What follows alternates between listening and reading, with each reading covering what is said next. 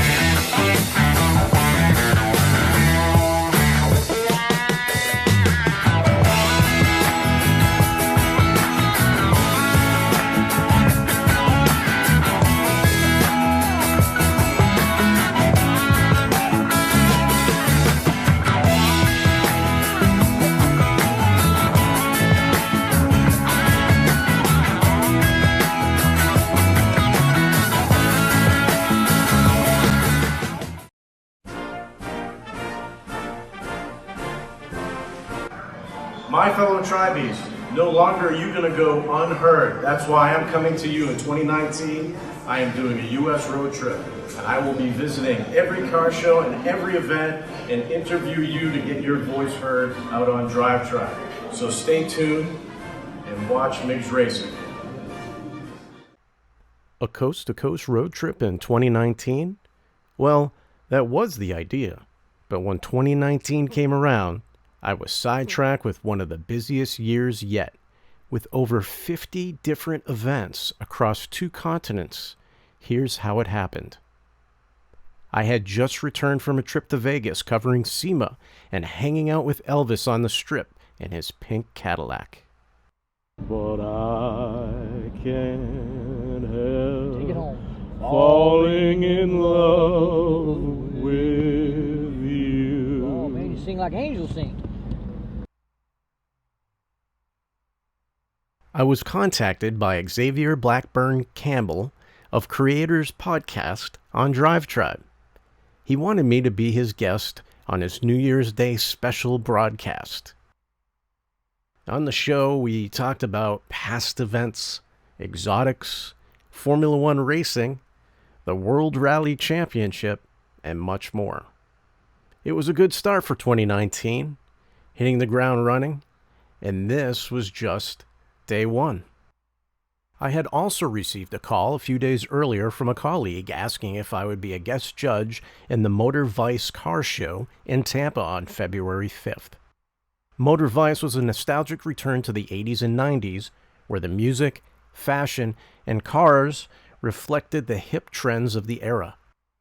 As the director-at-large for the SCCA Florida region, I had already been scheduled to cover the majors at the Homestead Miami Speedway on the 4th through the 6th.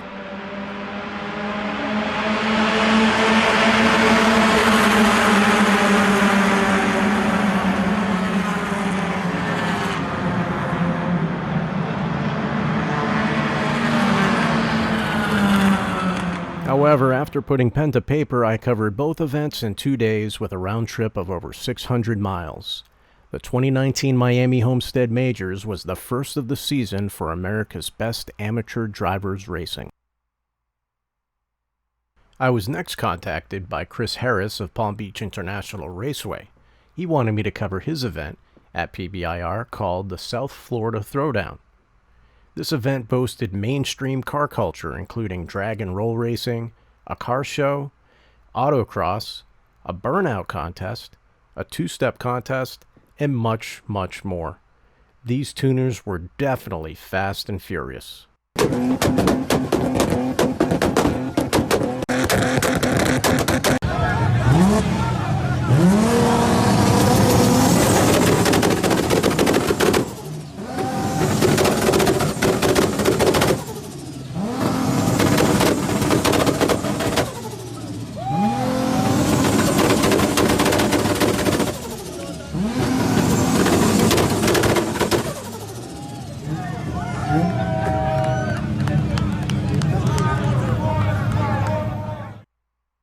Soon I was back on a plane to Vegas, this time searching for the chupacabra of the SCCA himself, Paul Fanner.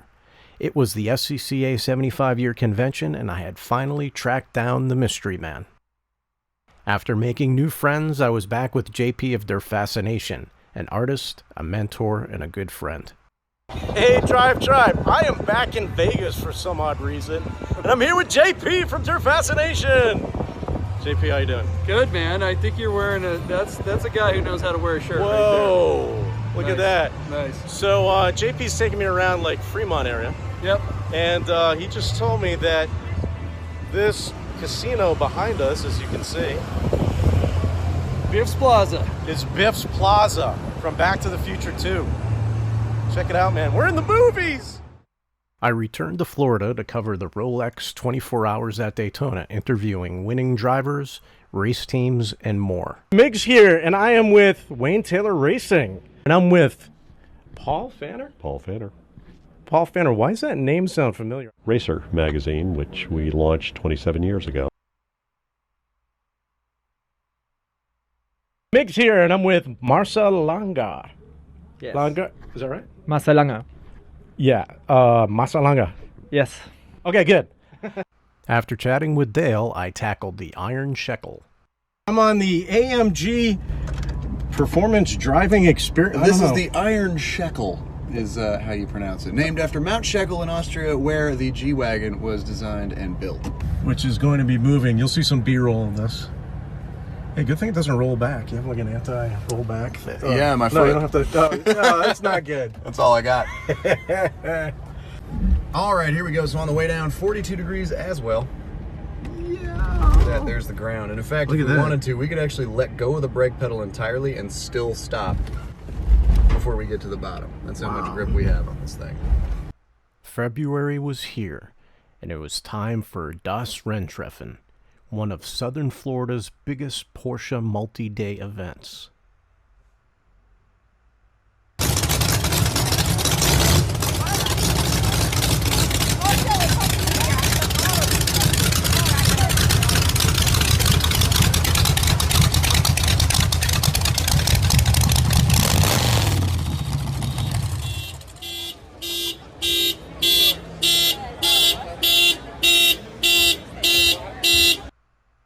It was time to have a beer with Magnus Walker, hit the track, check out some amazing Chopard watches, and get some interviews in no particular order. Migz here, and I'm with Rod Emery.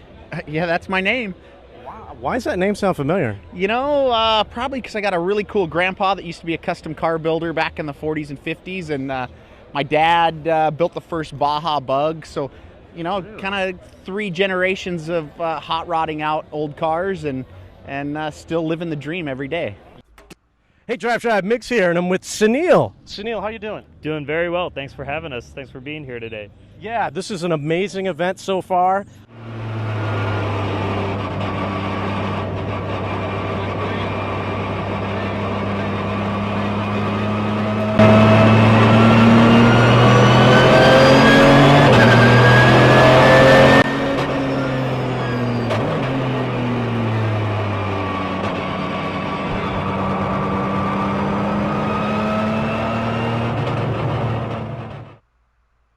Thus, Renn Treffen certainly had it all.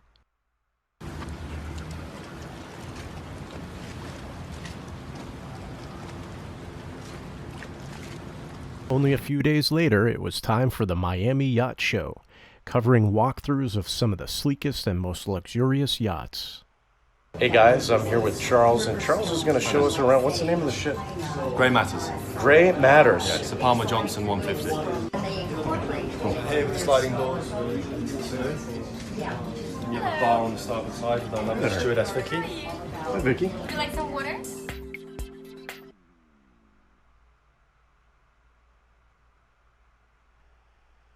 These yachts were fast and didn't miss a detail. Migz here, and we are at the Miami Yacht Show.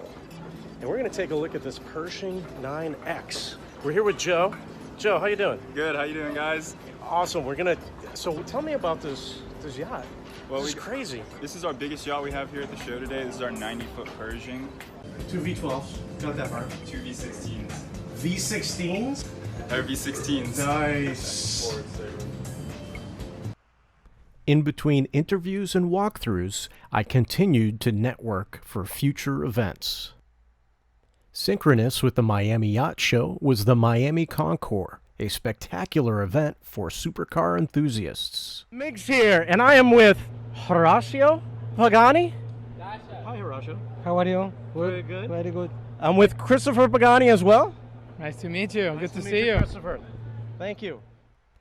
It was my first time meeting Horacio Pagani, but it wouldn't be my last. Right next door was Scuderia Cameron Glickenhaus.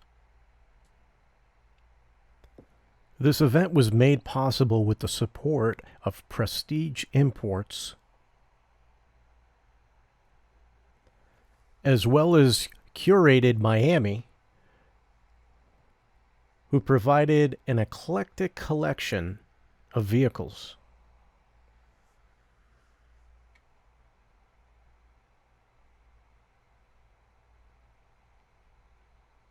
Only 5 days later, I was in Boca covering my next event. It's here, and I'm with Russell, and we're at the Boca Raton Concours d'Elegance, right? Indeed we are. 13th annual. 13th annual. This is amazing. Russell's going to show me some really cool cars here. Collector of the Year.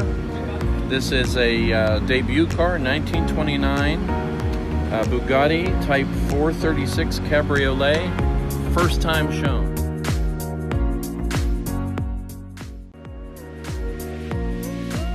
This is a Packard by the same collector, Mr. Jepson, who's our Collector of the Year. Bob was kind enough to bring 6 cars that have basically never been shown in the United States. Where's he bringing them from? He's bringing them from Savannah, Georgia. All right. Okay, this is a 1 of 3 Packard, model number 734S, maroon over black, open car. Debuted for the first time. 1927 4.5 open liter Von de Pla with Mr. Robert and Linda Bowden. They're not here right this second. I believe they're checking in. That's Everflex body over aluminum. It's in our Bentley class, and in our Bentley class we have approximately 23 cars. And we have Bentleys broken into pre-war, post-war, coach-built, and continental. Migz here, and I'm with Dick Marr, and he has his 1914 Buick cycle car. Yes. Is that correct? Very nice to meet you today. Nice to meet you. Thank you for spending time. I'm glad to. I'm proud of the car, so anytime I can say something about it, I will. Oh, great. This is really a unique looking car. Can you tell us a little bit about it? Well, it was my grandfather was first chief engineer of Buick, and they were designing cars and trying to get different types to go, and he talked Walter Chrysler into who was the president of General Motors or of Buick at the time to build a car like this for the European market. Well, it's got a lot of firsts on it, curved radiator, headlights and tail lights with generators running, not batteries, and drive shaft instead of a chain. So you got 2 forward speeds, 1 reverse, and it's just a pleasure to drive, and I think of my family all the time when I'm in it.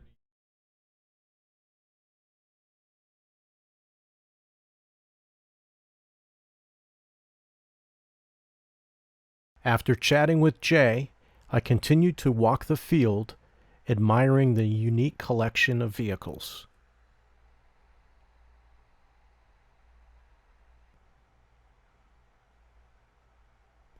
Next was an event that I had been invited to at Homestead Miami Speedway.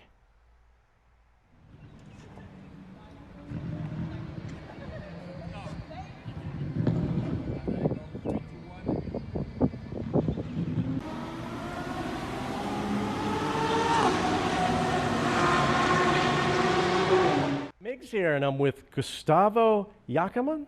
You said it right. I said it right. You said it right. All right, great. Hey, thank you so much for inviting me out to your event. No, thank you for coming. I've been racing cars professionally for over 20 years now. Well, obviously I started in karting. Wait a minute, hold on.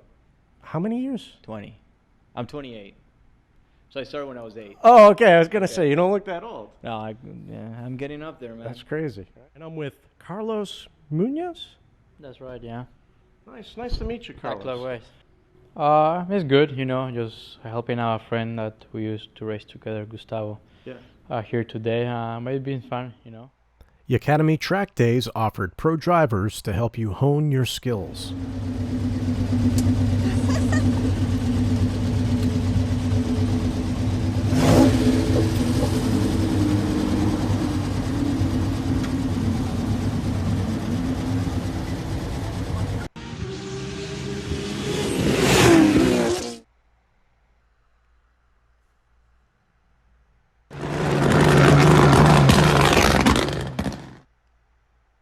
When track time was over, there was plenty of time to network and celebrate with your fellow drivers, as well as plan your next track day with Gustavo.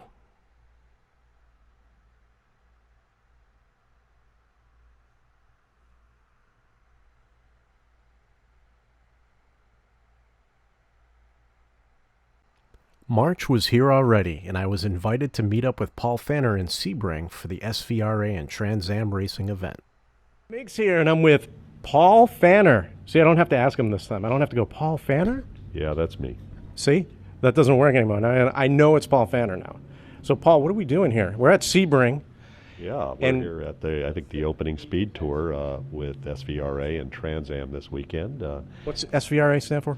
Sports Car Vintage Racing Association. And, I don't like acronyms. It's the largest vintage racing group here in the United States, and they do an amazing job. We're on the fan walk grid for the Trans Am event here at Sebring. It's the opening round of the 2019 Trans Am series. This is the longest running professional racing series in the U.S. And behind us are a group of the top level class Trans Am cars. These are amazingly fast race cars.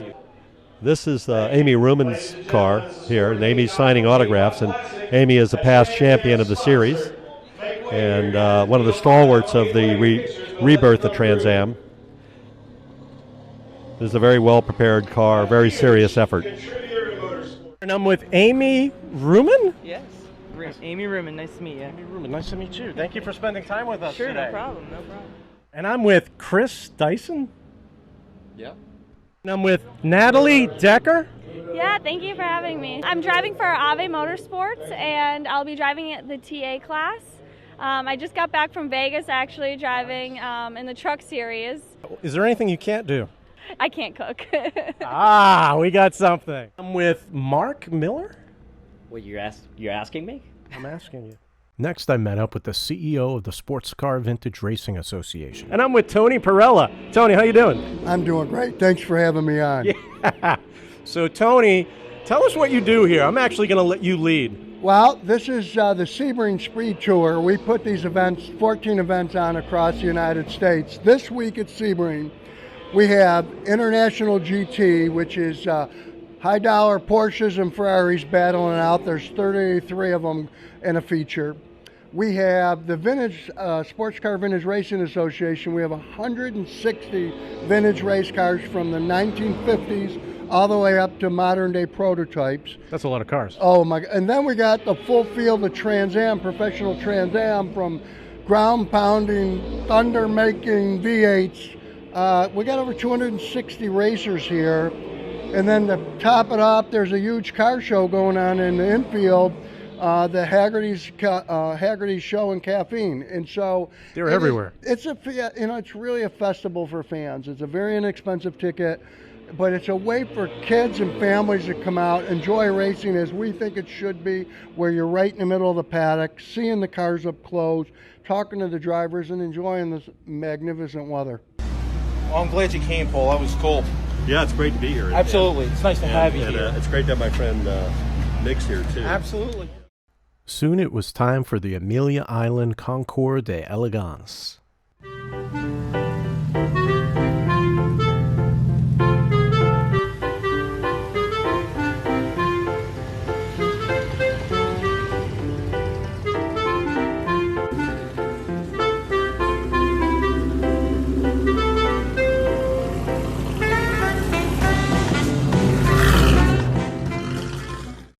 John Oates? Hey, man. How's it going, buddy? It's a beautiful day in Amelia Island. It is. What are you doing in Amelia? Well, I got a couple cars here, and I'm just enjoying the car culture and the amazing people and the amazing weather. Yeah. And finally seeing some sun after a long rainy winter. So it's beautiful to be here. And I'm with... Did you forget? Rod Emery? Rod Emery. How's it going? I'm with Wayne Carini. How are you? Wayne, it's good to see you again. Great to see you. I'm with Hurley Haywood. Yeah, you got that right. Good. I'm with Valentino Balboni. Yes, Valentino Balboni, yeah. I'm with Jean Baptiste. How you doing? And I'm with Mark White. Mark, thanks for spending time with us today. Man, thanks for the opportunity. It's time for some champagne. Let's take a look.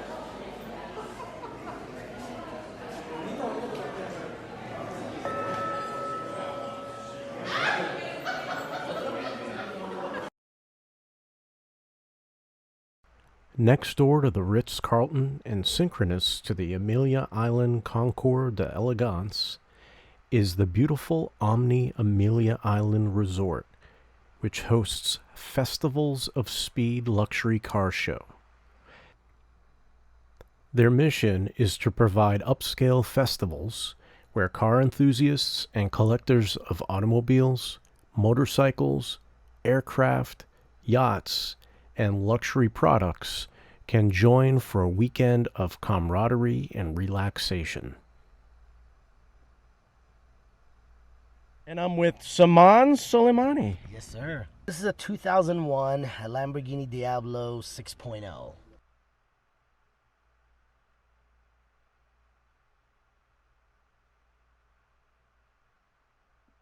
And I'm with Carlos Gomez. The weather is fantastic, the people fantastic, I can't complain. So we are looking here at 2018 Lamborghini Huracan Performante. The color of this vehicle is Nero Nemesis. It's an option on the vehicle. This one in particular, I got lucky and it's completely full wrap in clear bra to protect the paint. Okay. So from chips and dents, and will help a lot to the protection of the paint. Today I was lucky enough to get the sexiest supercar on the Festival of Speed event on Amelia Island 2018.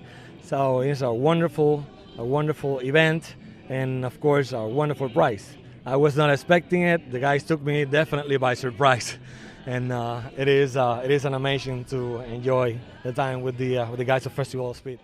Amelia's Cars and Coffee on the Concours is free to spectators. I'm with Jim Eby. What the? This is like one of my first interviews that I ever did, and we did this over at the Carmel Mission Classic. That's correct. Jim, how you Thank doing? I'm doing very well. Migz, Good, how you good. doing? Relax, man, relax. Everybody knows you now. And I'm with Rosemary and Milt. Rosemary, how are you today? I'm perfect. Thank you so much. And yourself? Thank you. I'm doing fabulous here on the golf course at Amelia. Milt, how are you? Doing good, Migz. Good to meet you. This car has some history to it. It says New York to Seattle. You don't have to move out of the way. Okay. We'll show the pictures as we're going through the interview. Tell me the story behind this.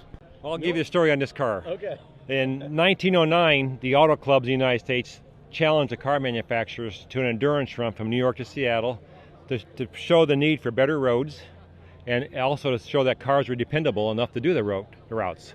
So Henry Ford built two cars, a number 1 and a number 2. And number 2 car ended up winning the race. And I'm with Brando and Joanne Pistorius. How are you doing? Glad to meet you. See you again. Good to see you. Thanks for spending time, Joanne. Good morning. Nice meeting you. Welcome to the Cars and Coffee. It's beautiful here. So I got wind that you have an event that's happening in April in the Tampa area. Can you tell us a little bit more about that? Sure. Well, this is the first time that in Tampa that we're going to have a Concours d'Elegance. After Amelia, I was back at Sebring for the 12 Hours of Sebring endurance race, this time with a focus on fan culture. And this is called the Mud Sharks. And the Mud Sharks, and next to it is Dodge City, home of the Stumble In. And like I say, these guys really do it. They come in. This is just somebody setting this up for this event? Yeah. They come in here on Wednesday, they set up all this stuff, they party hardy, have a wonderful time of it. Dodge See up here is an City aquarium Stumble in the inside of an old TV box, right beside the entranceway. Last year I came by here 3 times when there was the same drunk was standing in front of it, leaning on the fence, watching the fish. So he thought he was right watching your TV show, I think. But he was pretty well slammed. And then here with the Turn 10 thing, they've been there as long as I can remember. And their children are now coming. The children are now middle-aged. And they have a band that comes in here somewhere right in here called F Troop.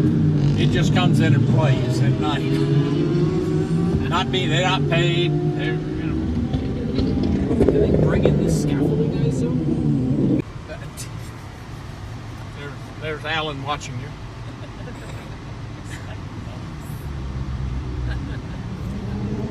Ask him what that means. I don't know. Probably these bumps here. I love it. You watch this thing. They are not touching their brakes through this thing. Yeah. They drive it like it's straight. If they touch them, they just bump them, and then they hit them really hard at the next corner down there. Because that's a hard right-hand turn. It just amazed me to watch them come through there. Next, I was back on a plane, and this time heading to California to hit the Big Sur, Napa, the Napa Valley Wine Train, the Ritz-Carlton Half Moon Bay, and to score interviews up and down the California coast. On the Pacific Coast Highway here in California, we have some interesting content coming to you on this episode. We're going to be meeting up with Chris Pagani out in San Francisco. We're also going to be meeting up with Mitch Bishop, whose dad started IMSA. We have an interview going with him. We're going to have some interesting content, as well as doing a little review of this Dodge Challenger RT. So stay tuned. We'll have more for you shortly. Migz out. I made sure to stop at the various beaches along the way to enjoy the sun and the sand and to watch some kite surfers before making my way to Napa and stopping at Chef Thomas Keller's Bouchon Bakery.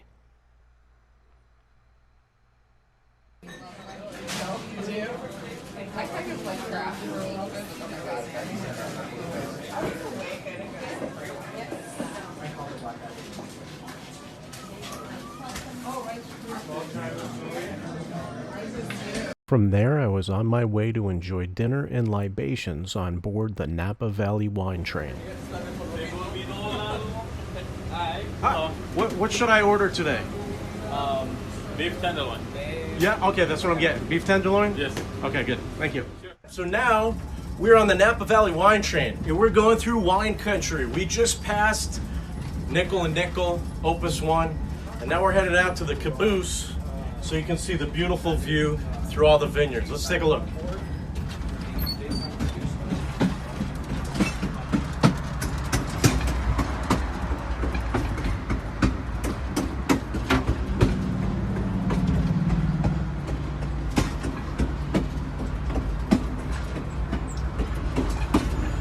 We're actually coming up on Gurgich Estates, which I'm going to show you right here. And this is I think we're coming up toward our last stop here. You can see the beautiful wine train. And we are slowing down. And this is where we switch the engine to the other side of the train and then we head back. So it's great so far. We had some champagne, an amazing meal. Our table had everything from the tenderloin to the pork to the fish. Everything was outstanding, absolutely outstanding. In case you didn't know what Gurgich was, if you ever watched the movie Bottle Shock, Mike Gurgich was the one that helped create the Chateau Montelena Chardonnay that won in the Paris tasting in 1976. It was a 1973 vintage, and they're doing exceptionally well here, as you can see.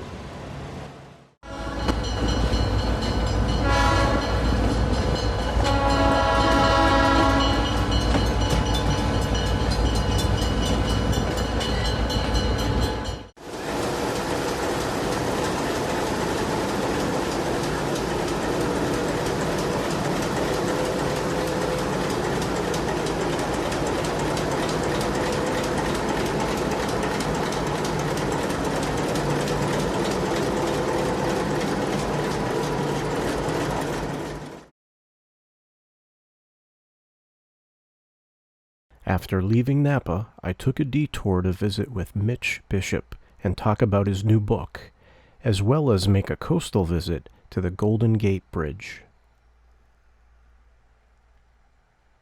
And I'm with Mitch Bishop? Mitch Bishop. Glad to meet you, Chris. It's a pleasure to meet you. Where are we? We're in your house. We're in Marin County, north of San Francisco. This is it's a beautiful day today and a great view from here. Now, Mitch, your dad was John Bishop and he founded IMSA, is that correct? Yes, indeed. After meeting up with Christopher Pagani at Pagani USA headquarters in San Francisco, I made my way south to enjoy the weekend at the Ritz-Carlton Half Moon Bay. Soon it would be time to head south to Hollywood for more interviews, but for now, I enjoyed the inspiring seaside paradise, which rejuvenated my creativity as I sat by the fire with champagne in hand, listening to the sound of bagpipes at sunset.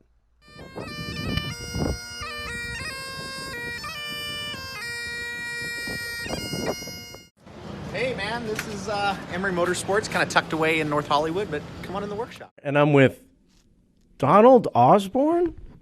That's me, Donald Osborne. And I'm out in California. I can't tell you where I am. Oh, you got the Racer on the walls. We're in Paul's office here at Racer. 1973, a friend of mine named Mike Manatter designed the logo, and I did the drawing on the cover, but we were just out of high school, and this is how we started. Put it to the side. There we go. Yeah, there you go. So I can see you too. Most people would prefer this view, Yeah, or this view here, but that's it. So, yeah, that's how we got started. So it's your first magazine. Now, where's the latest Well, this is edition? Racer. This is the current edition. So, Upon returning to Miami Airport, I ran into my friend Diego, co-owner of Motor Car Gallery, who invited me to stop by. I'm here with Tom at Motor Car Gallery. 1988 and a half 328 and the 488 Spider, a 1973 Daytona Ferrari. Now this is known as a cut coupe. This is a Intermeccanica Italia. This is a 1948 Tatra T87. This car model gained some notoriety because Jay Leno's got one. A 1966 Jag E-Type Roadster. These are the cars that Enzo Ferrari called the most beautiful car ever produced. 1996 Porsche C4S. It is a 1966 Rolls-Royce Silver Cloud 3 Mulliner Park Ward Flying Spur. This particular car is number 9 of 19 produced, all aluminum coachwork by Mulliner Park Ward, and this example was the 1966 Los Angeles Auto Show podium car for Rolls-Royce, a 1949 Maserati A6 1500. This is the most valuable car in the dealership, and we had a client on the car from Europe, and so that's why it's here. But this is the 9th Maserati produced. I should say the 9th street car, or street version Maserati produced. Body by Farina. This was even before Pinnin came along. But these are very, very special cars that are Milia eligible. So this is a car that you could rally all across the world. Celebration Exotic Car Festival was here. My friend Jeff Appoliti contacted me requesting that I cover his event. I'm with the Rodehaver family. Did I say that right? You got it. All right, well, what does that mean again? It's German for red oats. Red oats. And do you guys eat oats? It's supposed to be a healthy meal. I do. Oatmeal. Yeah, oatmeal. It's good for your heart, right? Yeah. That's right. All right. We're in Celebration, Florida. Why did you choose Celebration Exotic Car Festival for your wish? Because it looked like one of the biggest car events that we could find in the U.S. Okay. And it's a Make-A-Wish fundraiser, so that's pretty cool. Tell me your story. We went to an eye doctor and we found out I had pressure on my optic nerve. Okay. And so he scheduled me for an MRI, and that's where we found out that I had a brain tumor. So what happened from that? I had 4 months of chemo and 3 months of radiation, and got rid of that thing. Now somebody told me a story that you championed through that like it was nothing. Yeah. So how's that? Is it the red oats that you're eating? No. No, he was very fortunate that he was never sick That's during great. chemo or radiation. So here you are in Celebration, and what do you think of your experience so far? Oh, it's been the best experience of my life.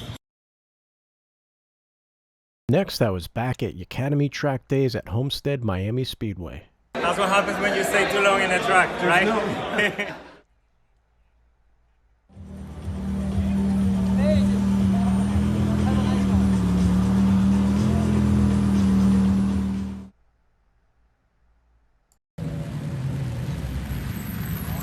Can you ask this beautiful man to get me out of here, because I don't know how to do it.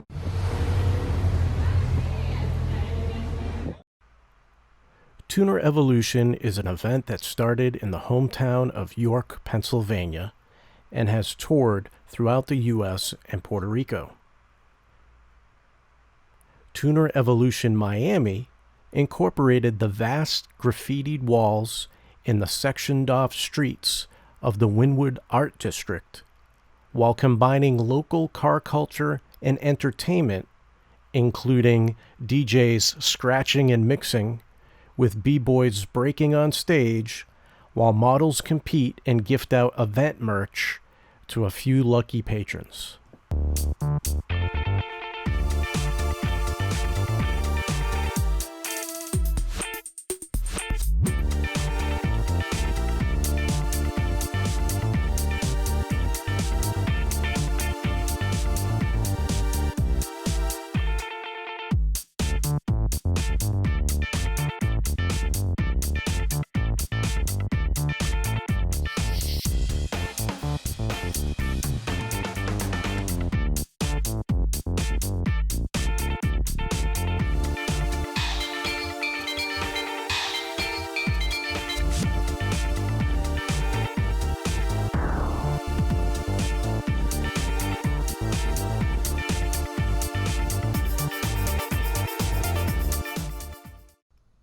May was already here, and it was time for Luftgekühlt, the air-cooled Porsche event founded by Patrick Long and Howie Idelson. The location of this year's event was the back lot of Universal Studios Hollywood. The event paid meticulous attention to detail, such as providing a complimentary copy of the 4th issue of Porsche Classic Originale, a wonderful book with colorful illustrations of genuine Porsche parts and their stories. Before presenting you with the book, freshly melted sealing wax was pressed with the Luftgekühlt seal, creating a very unique souvenir of the event.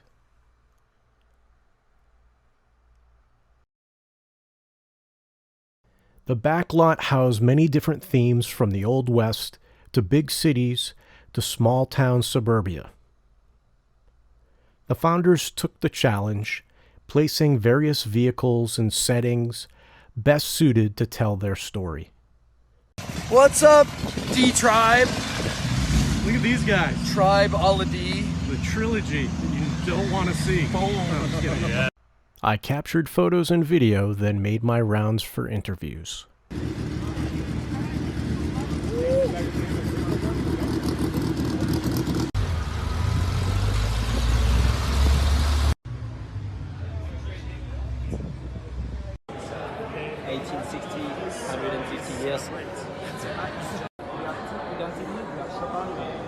Hey, so this is Migz with Zane. Did you see how he just did the flip up? Like, hey, what up? We can get a little flip here too, buddy. Migz with Zane. Zane, how do people know you? By my father. Really? I think so. I thought you do other stuff, too. I do other stuff, but... All right. Well, we won't talk about that. I'm the son of Rod. That's kind of the cool thing. Oh, yeah. He's just here to see Porsches. That's right. Or are you here to work? Well, both. Okay. All right, cool. All right, you going to sing us a song? No. Rod, I was at your shop about a month ago, and this thing was up on blocks. What's going on? Well, you know, yeah, it kind of looked like somebody stole the wheels off of it when you were there. But, you know, I think when you were at the shop, we were just finishing all the drive testing on the car, which was just bare metal chassis. And then 2 weeks ago, we took the thing apart, and my wife and I cleaned all the metal, got it ready for, you know, sealer. And then we started doing body work 2 weeks ago and painted it last Saturday, and then I assembled it this last week.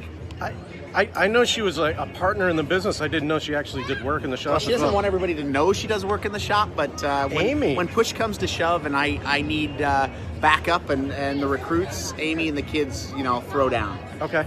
Is there something you want to show us on the car at all? Yeah, man, everything. Yeah.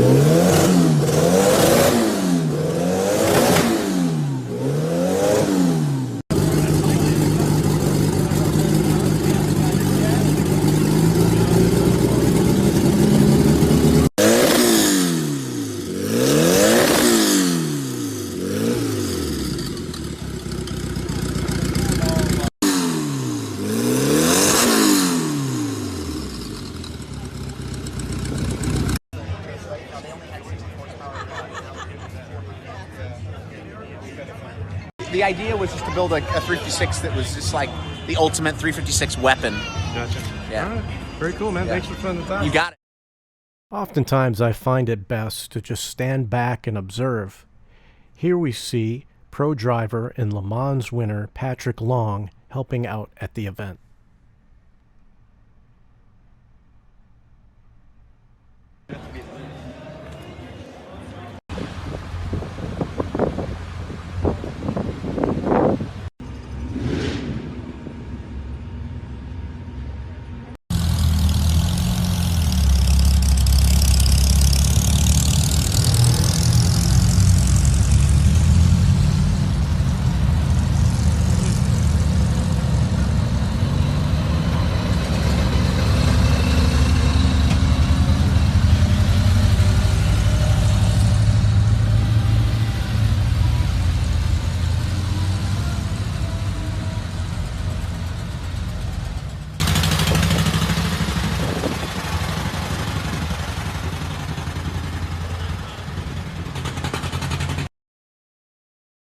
After the crowds dispersed, I stayed to capture images of the cleared streets and Porsches that remained behind in the Luftgekühlt ghost town.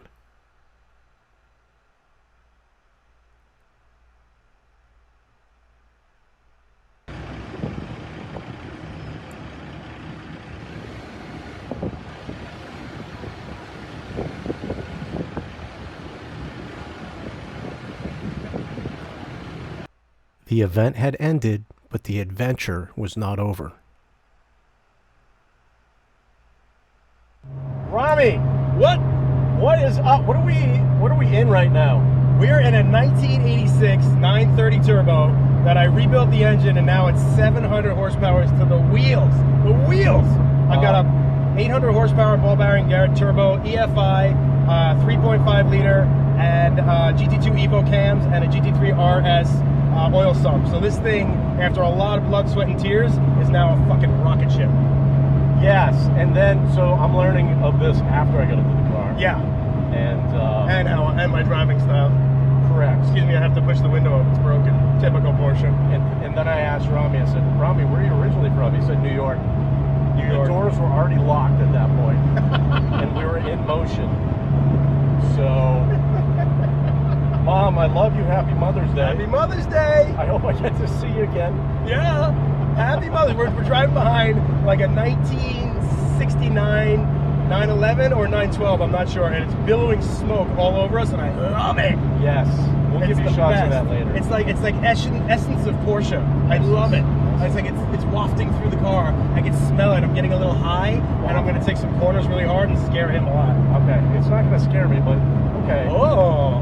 No, you know, that's not a... Really? Okay. He's like, it's not a challenge. It's not a challenge. We shall see, young man. All right. So, the last time we did this, we were doing Targa Baja.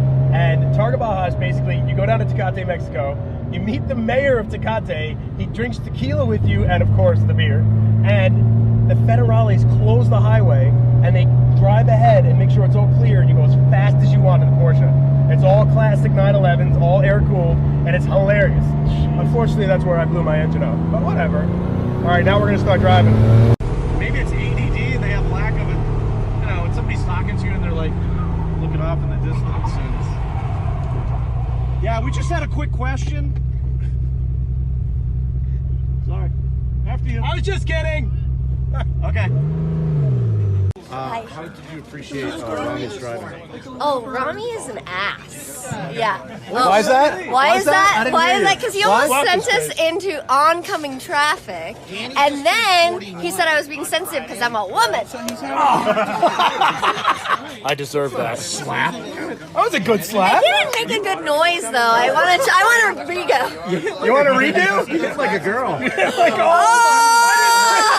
Oh, damn. Esther slapping Rami, take 12. I don't think she'd mind, actually. Can we have a second take on that take, please? You want to take two? Yeah. Take two. Well, I gotta be standing. Oh, boy. I'd be like, Here we go. Take two. oh, that was too low. Take three, sorry. Okay. That was better. Hey, DriveTribe, Migz here, and I'm with the professor of the Professor Run. What do you do outside of Porsche? Well, that's a fine question. I'm an English teacher. No kidding. Yes, that is true. And that is the reason that I'm called the professor. And that's why you're so articulate as well. Oh, I appreciate your saying so. Yes, of course. Now the pressure is to be more articulate. Yeah, and it seems also you have a good control of this group. Oh, they're out of control. Yeah, right. There's no controlling this group. I don't know. I got it. I've met a bunch of fun Porsche people over the years, and I think they just didn't remember my name. Yeah. But they knew my profession, which is a teacher, so they started calling me the professor, and it just kind of stuck. Nice. And I tried to convince a lot of my friends in Seattle and San Francisco to come to Los Angeles area and drive the roads we have down here, because they're fantastic. Yes. And so they convinced me to do a professor run. So I did a professor run for them, and it worked out great.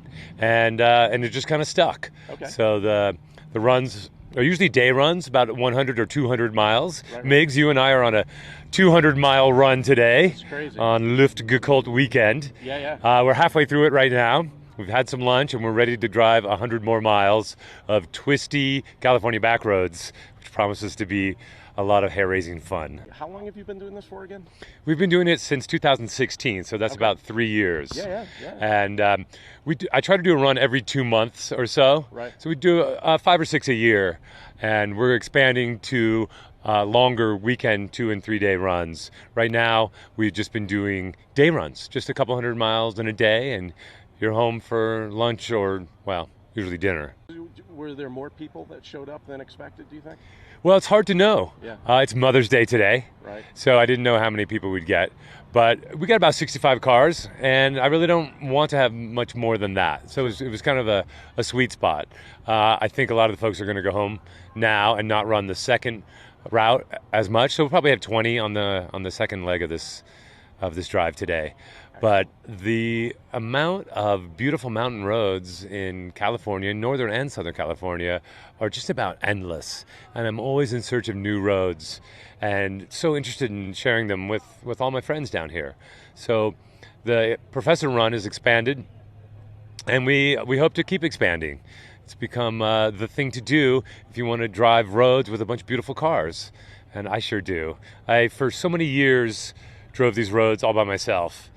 Wishing I had other cool cars and cool folks to drive with. Right. And so I cast my net out, and eventually they all came, and we do it. The Professor Run is fun, and it's free. Yeah. So the price point is for every budget. Well, Professor, thank you so much for spending time with us today. Well, I love people. I love cars.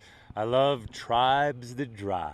Nice. So we'll see you on DriveTribe. I'll see you on DriveTribe. Peace. My next adventure would take me across the globe to Lake Como, Italy, where I would end up driving over 800 miles on a round trip to Rome, with many excursions along the way. But first, I had to navigate the treacherous narrow roads of Lake Como. Non più tra I farfalloni amoroso, notte giorno di torno girano, delle belle turbando al riposo, Narcisetto Adolcino d'amor.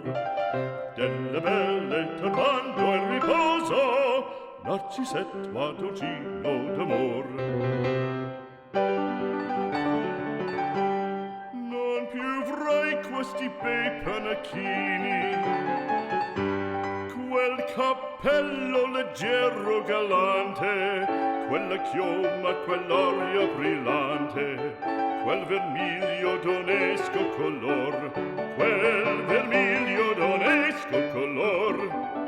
Non più avrai quei pennacchini, quel cappello, quella chioma, quell'aria brillante. Non più tra I farfalloni amoroso, notte e giorno di torno girando, delle belle turbando al riposo, Narcisetto Adolcino d'amor. Delle belle turbando al riposo, Narcisetto Adolcino d'amor. Fra guerrieri può far bacco, grande stacchi stretto sacco, schioppo in spalla, sciabla a fianco, collo dritto, muso franco, un gran casco, un gran turbante, molto onor, poco cantante, poco cantante, poco cantante. The food in Italy was fresh and delicious. It was time for my first event, the Concorso d'Eleganza Villa d'Este. Where are we, Jim? We are at Villa d'Este, which is one of the most magical places in the world, for sure.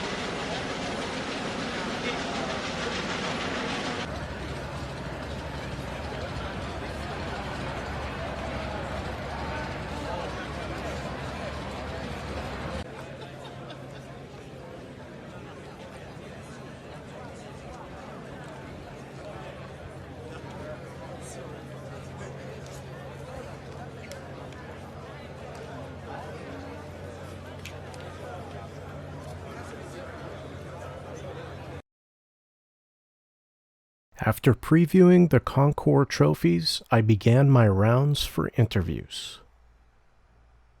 It's a 1937 Alfa Romeo 8C 2900B. So the engine of this car is very unique for its era. The cylinder head is integral to the block. It is twin cam straight 8 engine, 2 superchargers, 1 for each bank of the engine, 2 updraft Weber carburetors, all aluminum, very lightweight, 195 to 200 horsepower, revs to 6,000 RPM. Just an amazing jewel of an engine. All gear driven in the middle. There's no belts in the engine, there's no fan. Just a series of gears that drive the camshafts, the supercharger. On the other side, there's the dry sump oiling system. So it has a 40-liter tank in the back for all the oil. Just an amazing piece of machinery from the day. The gearbox is in the back. It's a transaxle. It's kind of fun to drive because the shift pattern is backwards. So you're shifting the wrong way. The gas pedal's in the middle, so it makes it a little more entertaining to drive. One of the patented ideas from Alfa Romeo, or from touring at the time, is the seat has adjustable lumbar. So you have a couple of seat belts in the back here that tension your lumbar area. And they patented that in 1937. This is the first car with that feature on it. So you can make the seats actually comfortable for long distance driving. The weight of this car, it's a very lightweight car. Windows are plastic except for the windshield. All the side glass is plastic. All the window frames are aluminum. The body's all aluminum. This is about a 2,500 pound car, which with 200 horsepower makes it get up and go pretty good. So on the dashboard you get the big knob, which actually adjusts your shock absorbers. One set of the shocks. In the rear there's tubular shock absorbers, and on top of that there's a second set of friction shocks, and that adjusts the tension on those friction shock absorbers to then stiffen up the ride as needed. So the feeling on this is a real treat. It's a gas pump. It's not bad. Unfortunately, it doesn't run on pump gas, so that's a challenge. Basically, the trunk lid opens. You have a gas cap inside the trunk with a plastic window in the back that you can look through to see the gas cap. Fill it, but because you can't get to it, you have to look through the back window, through the plastic that's keeping the fumes out of the interior to see what you're doing. And after about 6,000 hours, it's perfect. Is that how much time is it you've got? We've got about between 6,000 and 7,000 hours, somewhere in that ballpark into it, restoring the car over the course of 2.5 years. So. Where else have you shown this car? This car was the winner at Pebble Beach last summer. Won Best of Show overall at Pebble Beach. Great. It won the Best of the Best in Paris in February. We'll see how it does here today. Next stop will be Monaco in June. We have the car going there. And hopefully, if all goes well, we'll be coming home with some more hardware.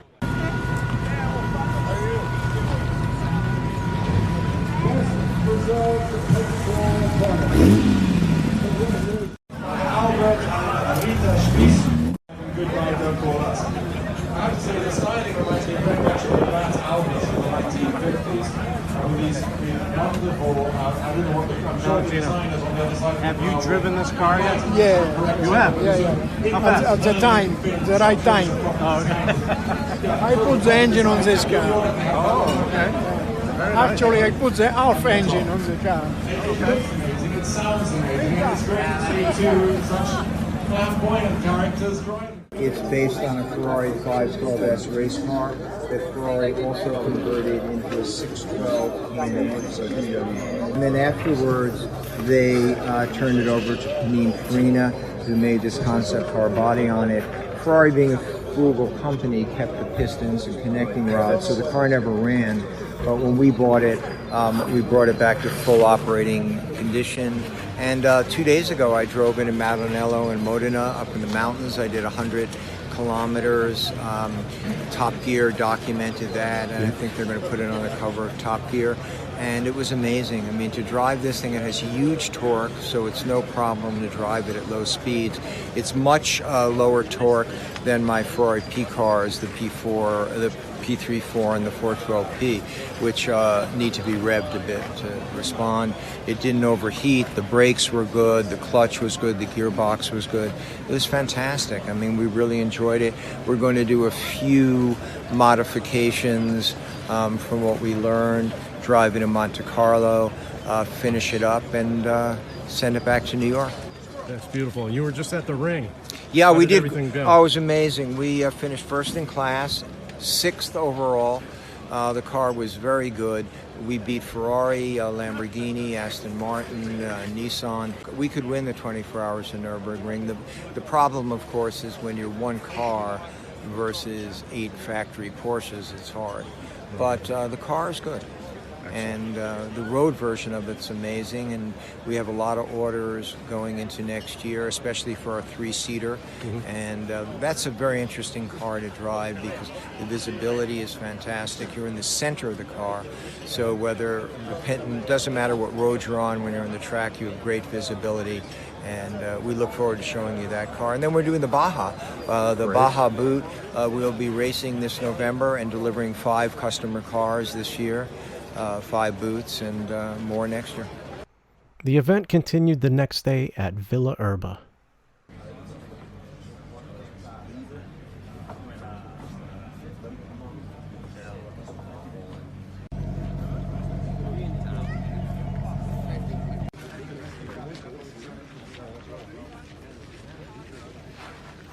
I'm with Stefan Winkelmann. This is the Voiture Noire, which we presented the first time at the Geneva Motor Show. It was a huge success. Now today here at Villa Erba, we are participating to the Concours d'Elegance with the concept cars.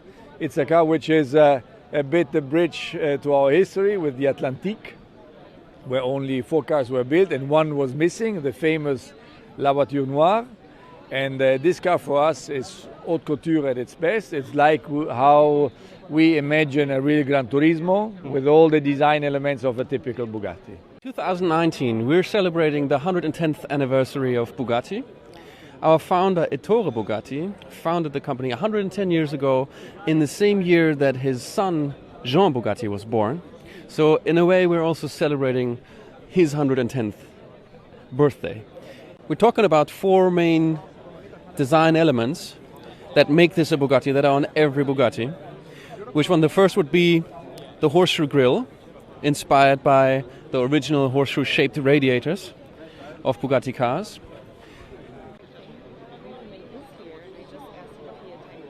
Second of all, the centerline accentuation, which is an homage to the Type 57 SC Atlantic of Jean Bugatti, which was riveted in the middle of the car. So it's basically 2 half cars put together in the middle by rivets.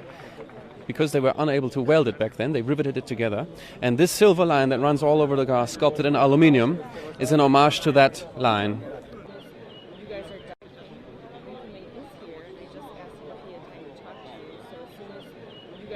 The third element, as we come around the side, would be what we call our signature line, which is the Bugatti line running all over the side, embracing the air intake. And now, this is a new interpretation, becoming 3-dimensional, actually creating this visor theme running along the top edge of the windscreen, again accentuating the middle as it tips in this middle point. And this is reproportioned from anything we had before. It's much slimmer profile, makes the car look lower even though it's the same height as a Chiron, for example. And it feeds in air. It's also functional because we found that that top edge in the extension of the side window is actually the highest pressure air intake that you can have on the whole car.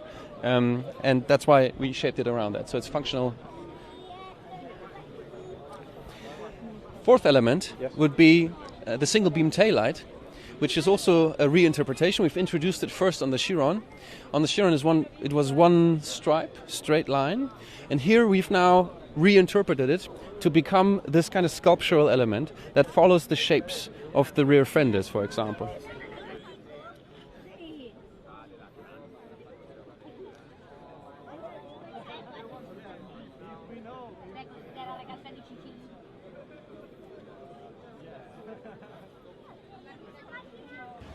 Similar to Villa d'Este, Villa Erba was right on the shores of Lake Como, with magnificent historical buildings and beautifully manicured grounds.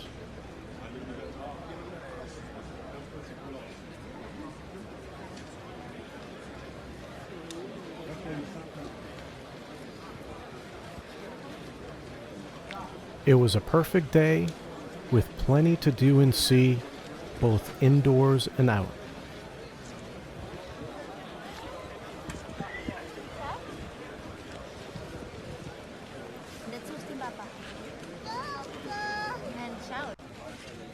My next stop was Bologna, where I checked into my hotel and then headed to Maranello for a private Ferrari factory tour before heading to the Ferrari Museum.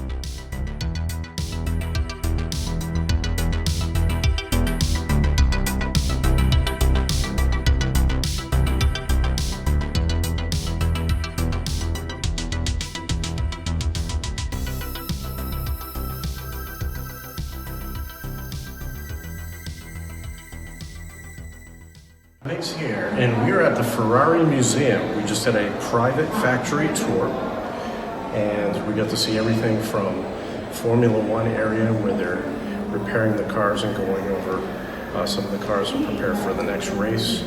And we got to see the factory, the V12 engines, V8, V6, and it was quite the tour.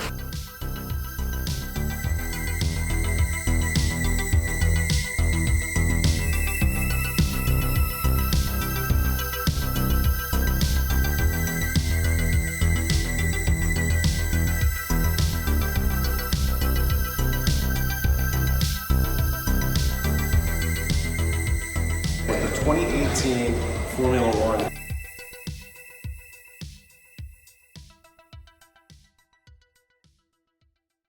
It was time to return to my hotel in Bologna and conduct a live broadcast with a friend. Are we good? Yes. Facebook, are you there? Hey, DriveTribe and Migz fans. Migz here with Alessandro. Hi. How you doing?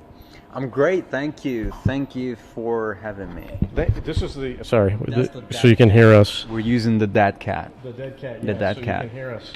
So anyway, let me introduce actually. Why don't you tell us a little bit about yourself and what you do on DriveTribe? Yeah, my name is Alessandro, 1L, 2 S's. And I am the leader of several tribes, including the Italian tribe. And I'm very happy about that. And so, yeah, how are you doing today? We're in Bologna. We are in Bologna. Bologna. Yes, within a few miles from here, you have Bugatti, Lamborghini, Ferrari, Ducati. I'm forgetting something. What am I forgetting? You, me. Yeah. Now I have a question for you. All right. Does Bologna have a first name? If Bologna had a first name, I'd probably name her like Francis. Oh, okay. Like Francis Bologna sounds nice. That's kind of... Well, actually, I wanted to introduce you to a very American drink with kind of a twist. Is mojito American? I have no idea. I was just making this up. Thank you All for doing that live. Right. Yes, so this is a mojito, but instead of rum, I have switched out the rum with a special ingredient called gin. How did you know this? How did you know? Because I'm a magician. You Because are I know everything. I'm a musician. So a magician and a musician. All right, See you're going that? to do the music, I'm going to do the magic. Hold on, going to do magic. Switch. Next, I had a private tour of the Pagani factory. It was a hands-on experience being able to hold the carbon fiber pieces prior to assembly. Noticing the Pagani logo on the head of each bolt, there was attention to detail right down to the smallest of parts. Afterwards, I was directed to the private lounge upstairs for drinks. Everything right down to the water glasses were ornate, their shape curvaceously similar to the Huayra side mirrors. Next, I visited the museum. This would be my first time seeing my favorite car, the Pagani Zonda R, in person. This was my first time visiting Pagani headquarters, and they were celebrating the Zonda's 25th anniversary.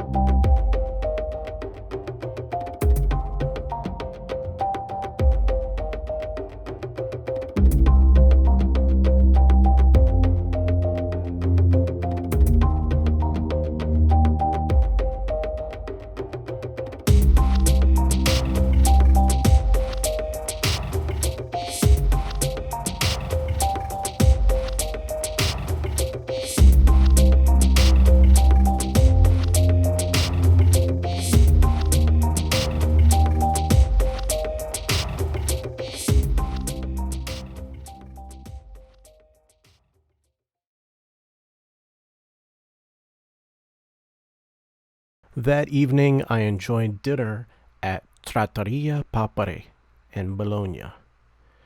The dinner was fantastic, the wine was perfect, and the dessert was to die for.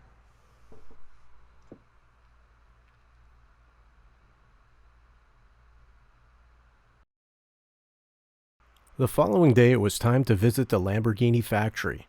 But first I stopped at the Museo Ferruccio Lamborghini, not to be confused with the Lamborghini Factory Museum. This museum is dedicated to the history of Ferruccio designs and prototypes, showcasing a wide variety of creations from helicopters to tractors to speedboats and more.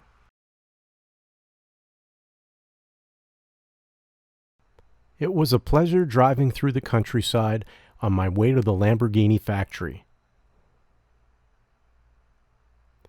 Upon arrival, I was greeted by reception, who directed me where to park as I scanned the outside of the factory building and museum.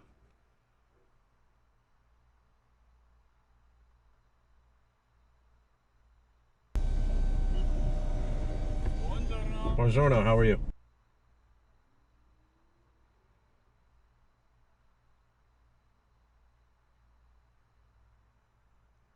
I reviewed the building layout before taking the factory tour.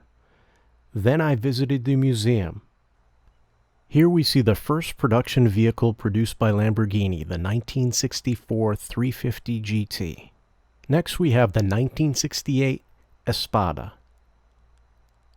the 1966 Miura, the 2016 Centenario, the 2013 Veneno,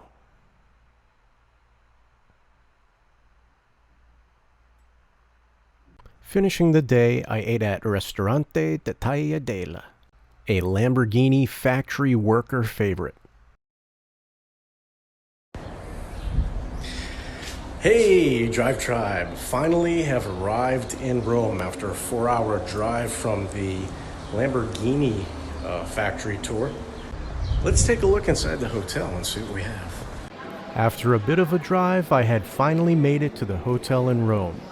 This massive entryway with marble flooring and lounge area was inviting and acted as a prelude to the luxurious accommodations that I was about to experience. Because we're on the road all the time, we do get some upgrades here and there, so check this out. So here's the room. Okay.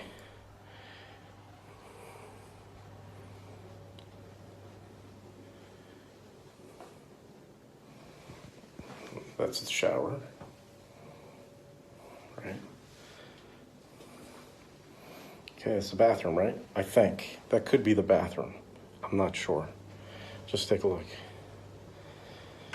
Apparently this is a bar area.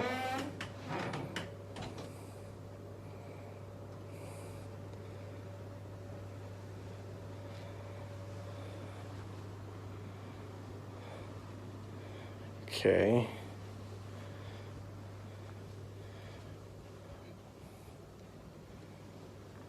All right, wait for it.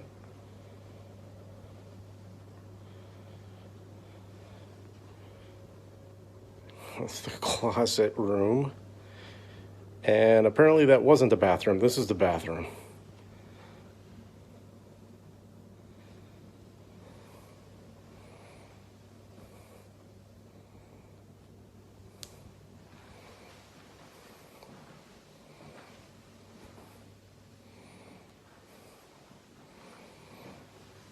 All right, and then let's see what the view looks like.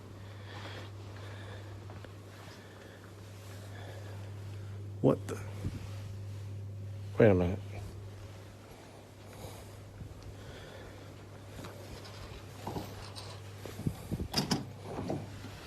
Holy. This is a pretty large balcony.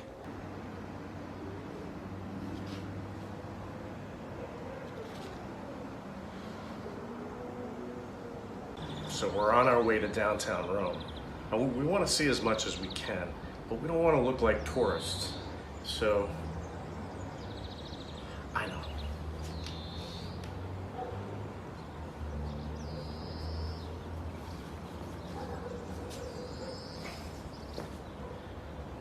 I'm ready to go. We're here at the Pantheon. We're finally away from cars for this trip. So let's take a, wait a minute. What the? The original Pantheon building was built during the period of 29 to 19 BC and was rebuilt and destroyed several times until it was converted into a Catholic church in 609 AD, known as St. Mary and the Martyrs. The church had the funding to restore it to much of what we see today. It is said that the Pantheon is one of the best preserved ancient Roman buildings and is comprised of the world's largest reinforced concrete dome.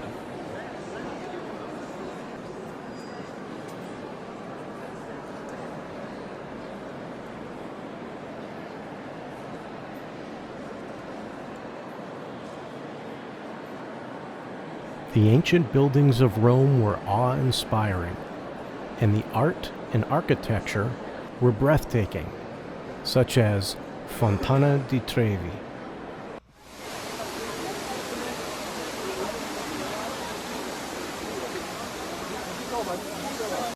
Even Venki's chocolate wall had me doing a double take.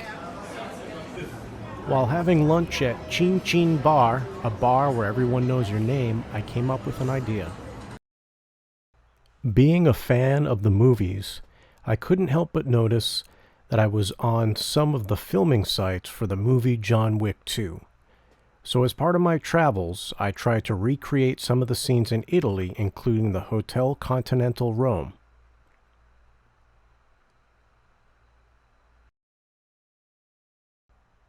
In addition, I filmed the gates leading up to Gianna's coronation party. And to recreate the tunnel scenes as John is leaving the party, I secured access to the Colosseum at night.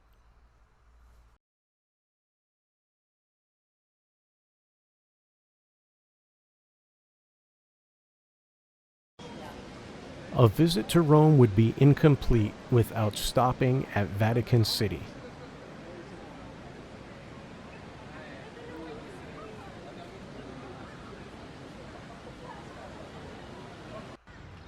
After that, I visited Castel Sant'Angelo.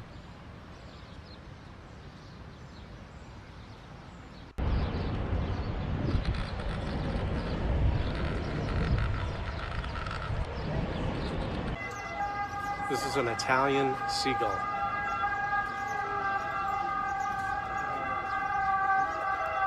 Do you speak Italian? Buongiorno.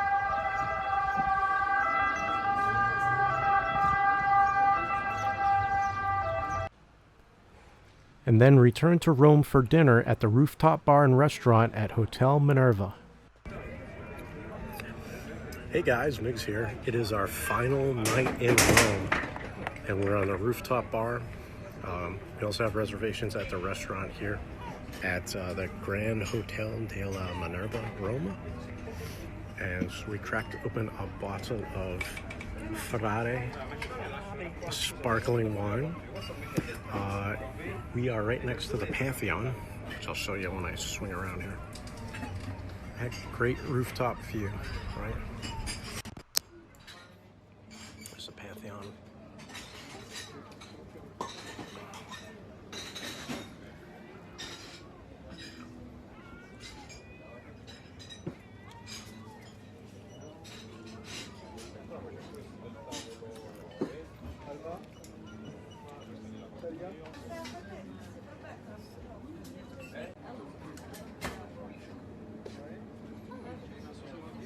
This is Italian snacks.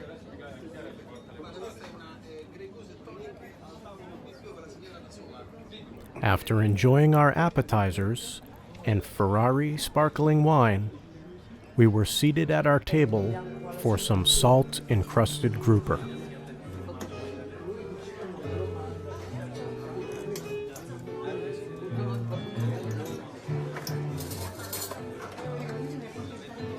It's the salted crust.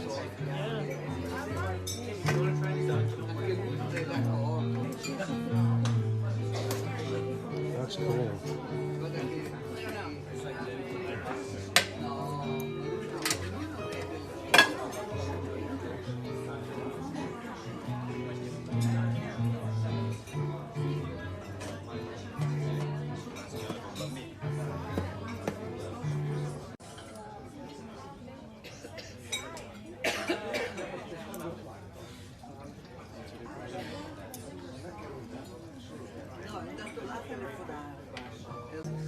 Thank you very much. Enjoy.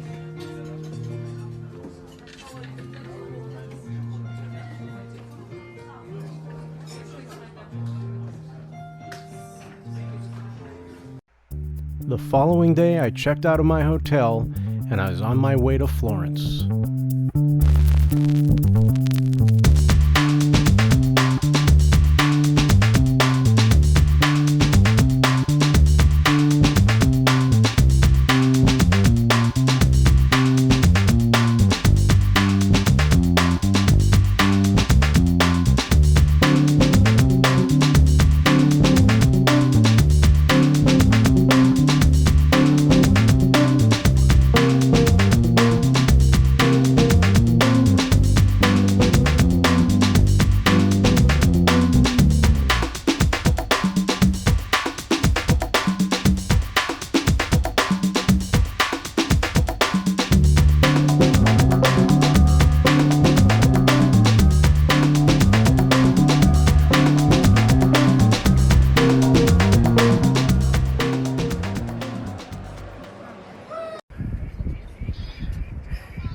Hey guys, Migz here. We finally made it to the top of El Duomo in Florence.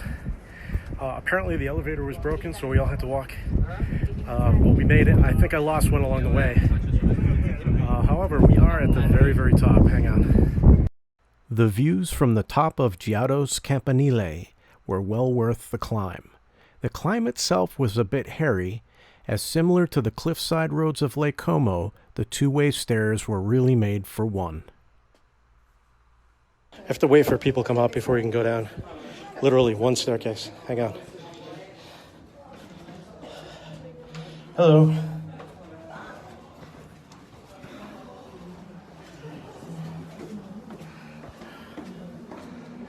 Almost there. Yeah, almost there.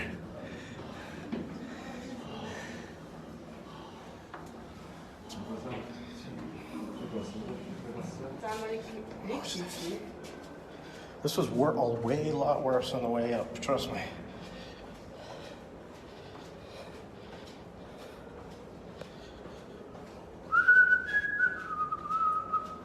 DriveTribe!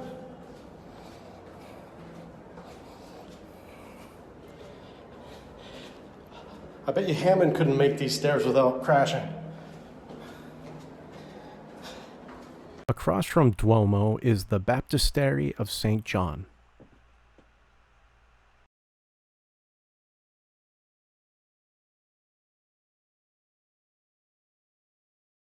Some believe that the Basilica di Santa Maria del Fiore, also referred to as Duomo, is the birthplace of the Renaissance. The dome is considered the largest brick dome in the world and one of the tallest.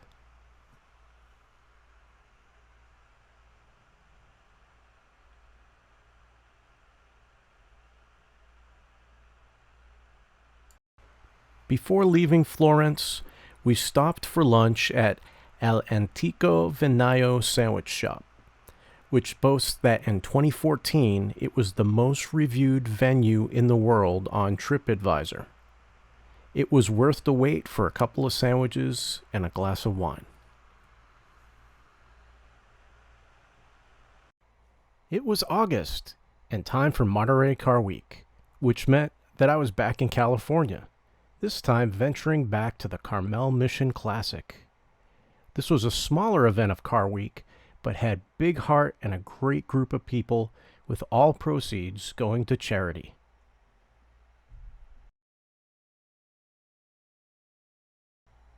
This event had antiques, classics, motorcycles, live entertainment, and more. I had the chance to interview Michael Armand Hammer and was invited back to the house to interview the event founders.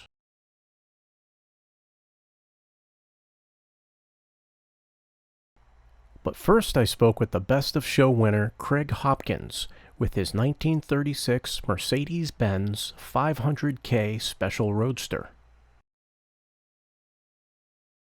And I'm with Craig Hopkins from Cedar Hill, Texas? That's right. Craig, what car did you bring to the show today? I've got a 1936 Mercedes-Benz 500K Special Roadster. It took us 7 years to restore this from a chassis and engine. But it was more than that. It was really a resurrection because the chassis frame was twisted and there was a hole through the engine block because whatever happened to it in the war was extremely violent. We don't really know exactly what happened. It was originally sold to someone in the Netherlands, but the Netherlands was occupied during the war, so it could have been confiscated by the Reich. We don't know. But it ended up in a war zone and was destroyed.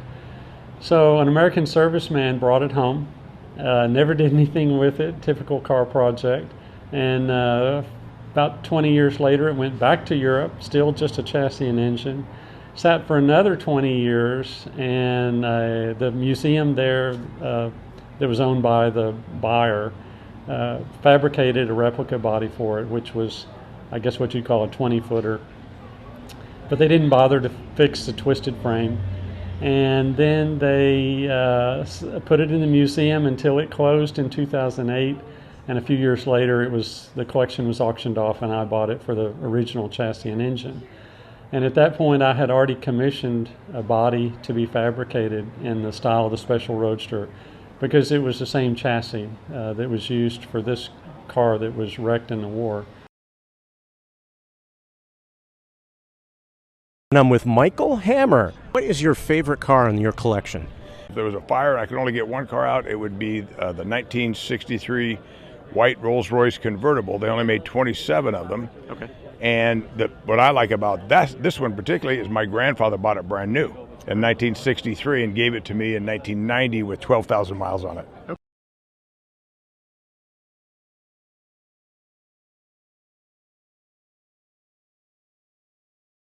And I'm with Frank DiPaolo and Rich Pepe. And they are the founders of the Carmel Mission Classic. We started the Carmel Mission for a charity event from the Knights of Columbus of the Carmel Mission back in about 7 years ago. It's a pretty unique show. We have an eclectic mix of cars, a little bit of something for everybody.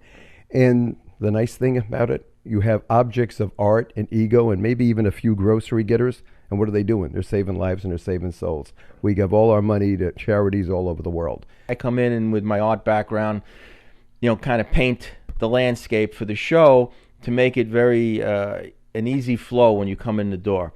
You're not hit with a million senses that like, oh, we have all our nice old, Duesenbergs, Packards, and Cords, and Rolls Royces and Bentleys this year. And then as you walk around the fountain, and you come around, oh, here's a little American muscle, and we come along that side. And then we have the unique cars around the fountain and stuff. So it's been a great endeavor. This year was our 7th year. We've raised hundreds of thousands of dollars for charity, all the Catholic charities, Knights of Columbus. And the one great thing about our show, not taking anything away from any of the other shows that give to charity, 100% of what we take in, after we pay the bills, goes back out.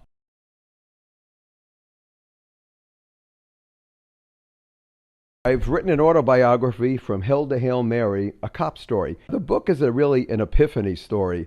My epiphany and my faith transformed into epiphany for thousands of hardcore gang members and at-risk youth in LA. And it's probably one of the greatest things I've ever done. It was interesting. I used to work undercover narcotics when I had hair, and my street name was Frankie Apollo. And I thought that was the ultimate. But you know what? Working with these kids, transforming lives, transforming souls, and many of these kids probably would have shot me when I first met them. Kids I arrested ended up becoming like a son to me.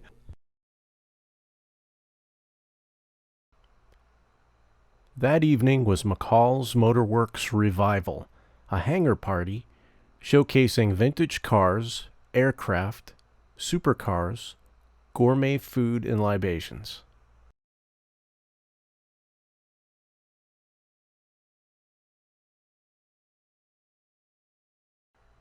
This party was the Kickstarter for the big weekend of events happening at Laguna Seca, Pebble, and the Quail.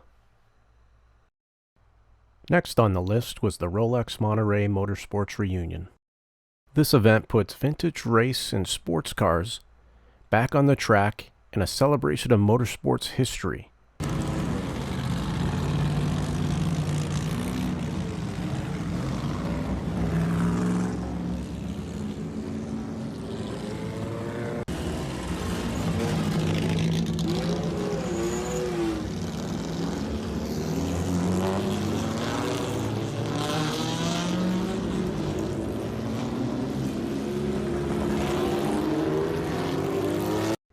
Here, Corvette revealed their mid-engined C8 and provided a cross-section to show the inner workings.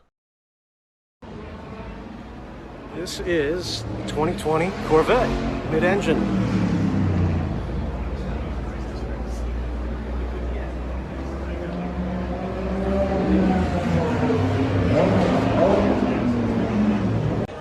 I don't know if you've seen a cross-sectional view yet of the vehicle.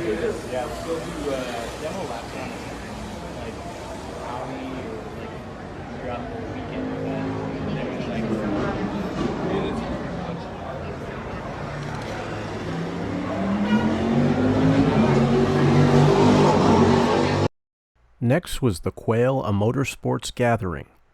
This was a one-ticket-gets-you-everything event with various themed catered food tents and an open bar. Champagne flowed as spectators view a vast selection of vintage sports and race cars as well as new reveals from manufacturers. I'm with Jesse Glickenhaus. Jesse, how you doing today? I'm great. How's it going? It's good to see you. We decided, let's pick the craziest off-road race in the world, which is the Baja 1000. It's the longest continuous race, 1,000 miles straight. Right. Let's make a new version of the Steve McQueen Baja boot. Okay. Take it racing.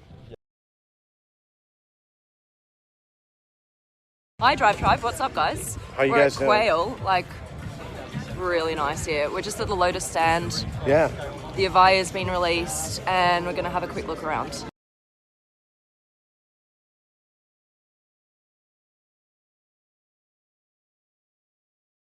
And I'm with Andrew McCartney. Did I say that right? Right, yes, sir. How are you? Good, how are you? It's always good to see you. I'm doing great. How could I be bad? I know, take a look at this. So this is a McLaren F1, right? Yes, sir. What year? So this is, I believe this is a 96. Okay. All right, well, before we even go there, I know you wanted to jump right to the car. Let's talk about Of course you. I'm going to jump to the car. Let's talk about you. So I'm Andrew McCartney. I'm a product specialist for McLaren North America. I am a car nerd through and through. I actually got into this industry because of this car, too. So that's one of the reasons why we're here.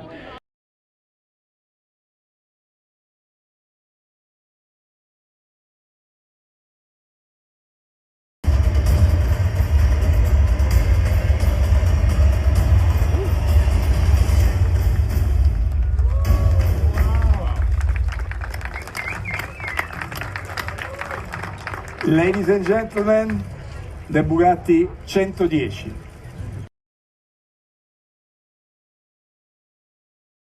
The excitement continued with Exotics on Broadway. DriveTribe in the house. We got Migz here. Thank you all for joining us here at Exotics on Broadway, presented by Mod Fine. Thank you all for coming out here. Thank you, thank you, thank you, thank you guys. Thank you for coming out. Thank you, thank you, thank you. Thanks for coming out. Thank you guys for coming. Once again, Exotics on Broadway. #1 show here during Monterey Car Week. Big shout out to the city of Seaside and Seaside Police Department. Thank you all for coming out here. We really appreciate every single one of you guys. Click right over there. What's up, everyone? Thank you for coming out. Wait, is that a shoe? Wait, check out the shoe. Oh, okay, that's cool. Thank you all for coming out once again. Thank you, thank you, thank you, thank you. Exotics on Broadway is bigger than any other show out there on the planet. We have the hottest cars here. Thank you all for coming. Exotics on Broadway, the #1 choice for the #1 car. Hot red Ferraris, Paganis, and more, this event was one of the busiest events of Monterey Car Week.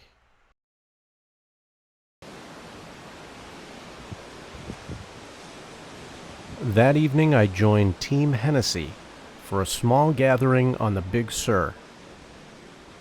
After slapping on the VR goggles to check out the Hennessey Venom F5, I chatted with Cody Walker.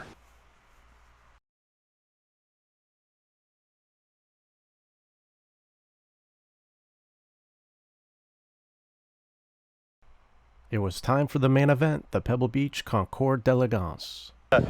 Let's do a news break here. Breaking news. Newest Magnus. Breaking news is Hannah and I are looking for fish and chips on the lawn on Pebble Beach. That's what we're looking for. That's breaking news. You think you're going to find it? No, I don't. But that's not going to stop us looking. I bet you can. The fish is that way. Yeah, the fish is that way towards the ocean. Might get our own fresh. soul. Yeah. Stefan, you're here at Pebble Beach checking out some cars. Out of all the cars that you've seen so far today, what's your favorite? This is tough because I arrived just an hour ago and I'm an honorary judge today. So I'm judging a category which is called the Zagato category, and I have not seen all the cars yet. Okay, anything interesting that you see? Now I'm going to see and to look at the Bugattis, which are a bit further down. Adam, question for you. What's your favorite car here today at Pebble Beach? Well, I've been checking out a Pontiac Aztec that's in the parking lot. Now, okay. It's lowered. It may have bags on it. Right. I don't know. Right. It's kind of a canary yellow. Mark, what's going on? What are you doing here at Pebble? Well, I'm here with Rolex. It's my first time here. I must say that I'd love to know, do you know the combined total value for these cars on the 18th here at Pebble Beach. Pebble Beach, it's an incredible collection of cars. Is this a test? Yeah. This is a test? Do you know the answer? No, I don't.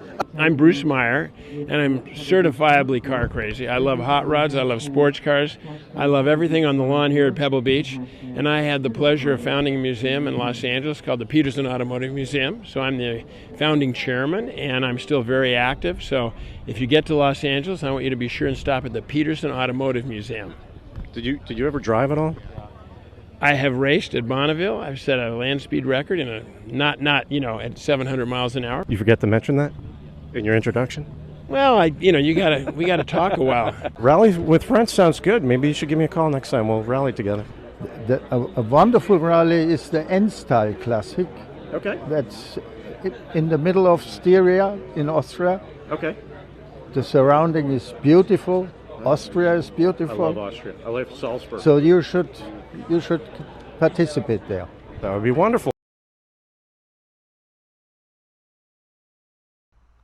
It was September, and I was contacted by a friend to cover the Metro Raps kickoff event for their entry into the Rap Like a King contest. With Bruno Didi. Bruno, how are you? Good, how are you? Good. Nice meeting you today. Thank you. So we're at Metro Raps here in Hollywood, Florida. Not California. Don't get confused. There is a Hollywood, Florida. And we're here because you have entered in for, what's this? Avery Dennison's Rap Like a King. Yeah. How many times have you entered this? Every year?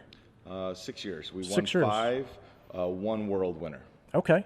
All right. So check that out. And the results are going to be at SEMA. Is that correct? At SEMA, yes. Okay. So we're going for a back-to-back try. Okay, very good. So tell us a little bit about yourself. Okay, I've been doing this for 31 years, and I started as a sign and graphics apprentice, and from there, after 5 years, I purchased the company, and from there, I started expanding my horizons in the industry, and I went from signs to large format to vehicles. And so we do a little bit of everything. We do a little bit of all the sports teams in South Florida, and we do a lot of athletes throughout the country. We actually fly to their homes and we wrap their vehicles as a VIP treatment. And so I'm always trying to expand and use my creativity, because I do have an art background. My grandfather is an artist, and so I've always been artistic. So I've always tried to take art and put it on vehicles, but always trying to put a new twist to it so I can create a little bit of excitement and hype in the industry and in the world.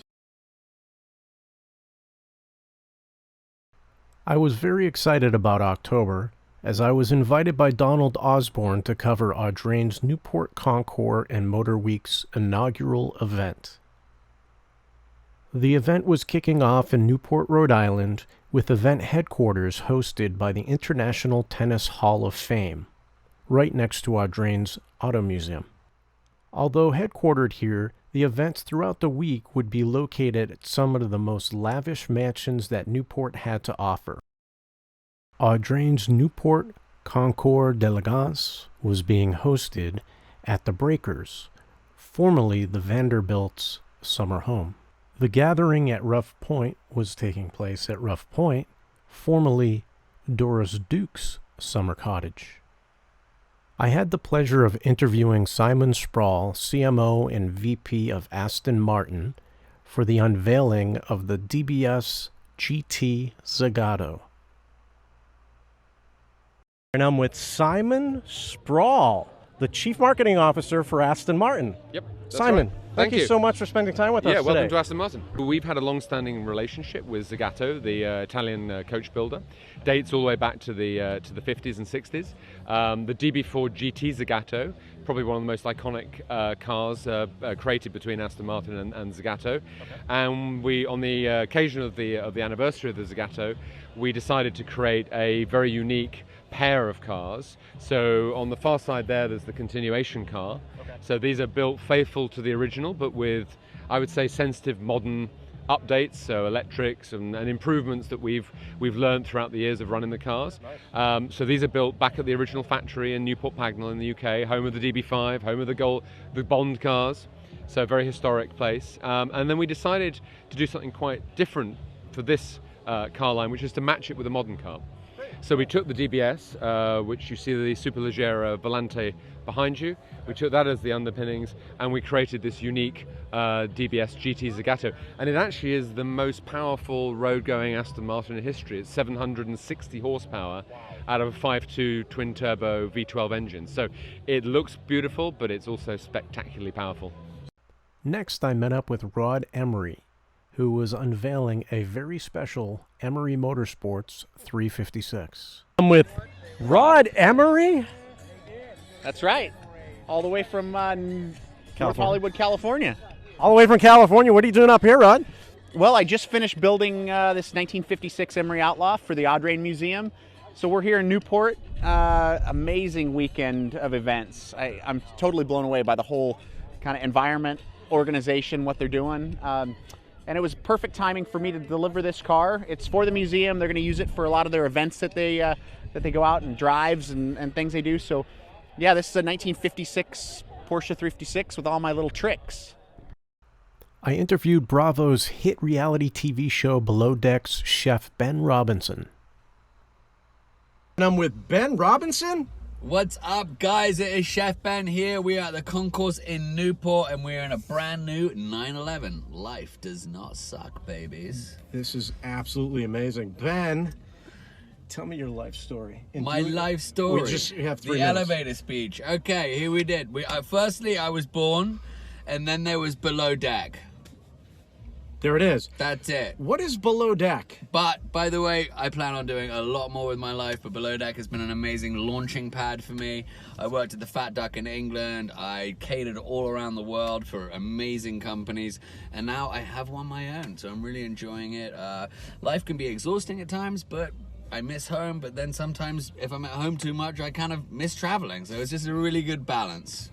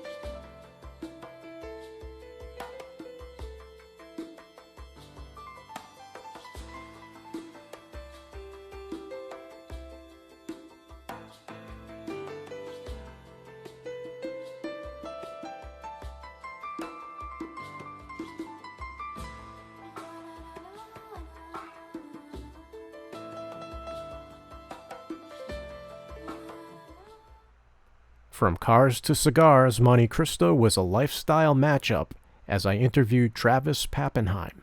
And I'm with Travis Pappenheim. How many years have you been working for Monte Cristo? I've been with them for 12 years, and I'm the National Education Manager. And what that really means is I get to spread the love about what our lifestyle is, about what cigars are, how they're made, and really the opportune times to be able to smoke them, like here at the Concours. A cigar can really emulate a lot of flavors in your mouth, very similar to what wines do. In wines, the region they're grown in is very important because of the soil that it's grown. Tobacco is the same way. Each area that we grow into, whether it be Honduras, Nicaragua, Dominican Republic, even on our sister area, the Cuba, which we can't really talk a lot about because of the trade rights, but that island is really unique and different than anywhere else we grow tobacco. So wines from Italy or wines from Washington State are going to be different than other regions. And tobacco is very much the same way. The next morning, I headed out to Fort Adams State Park for cars and coffee. The morning was chilly, but everyone bundled up and warmed their hands with some fresh brew as they watched the parade of cars entering the park.